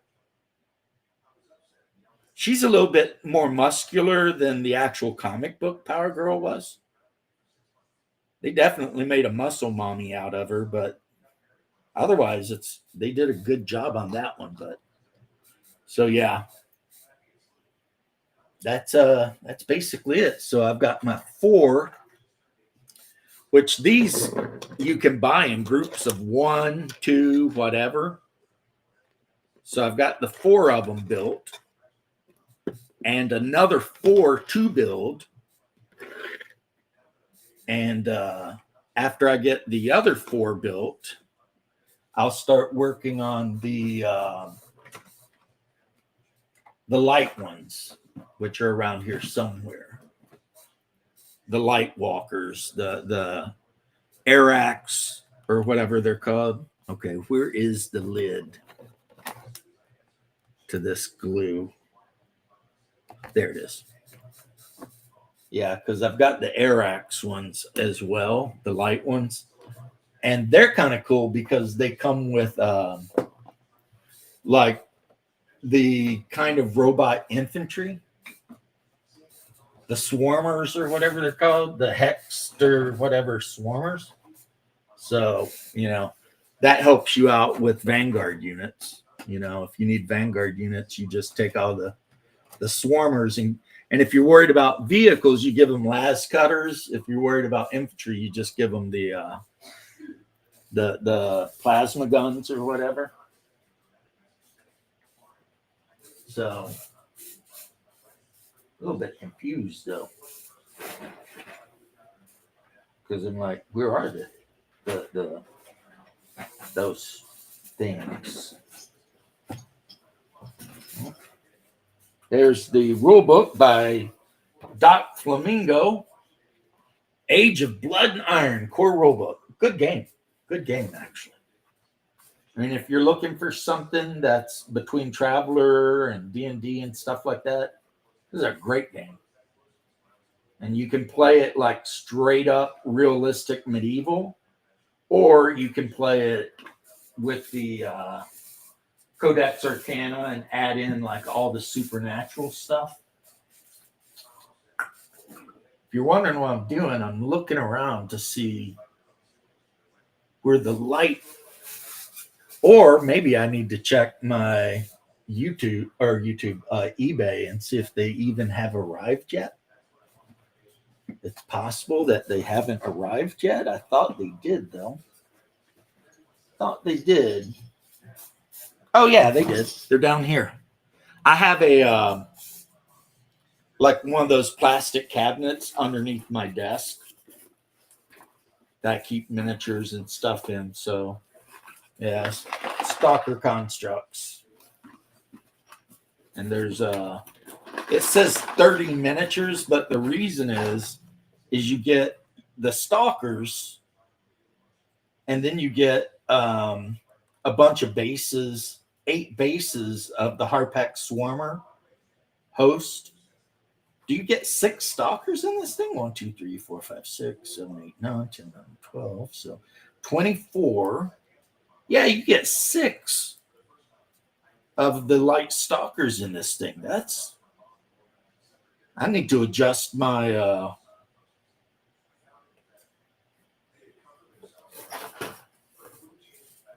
online. I've got a thing where you keep track of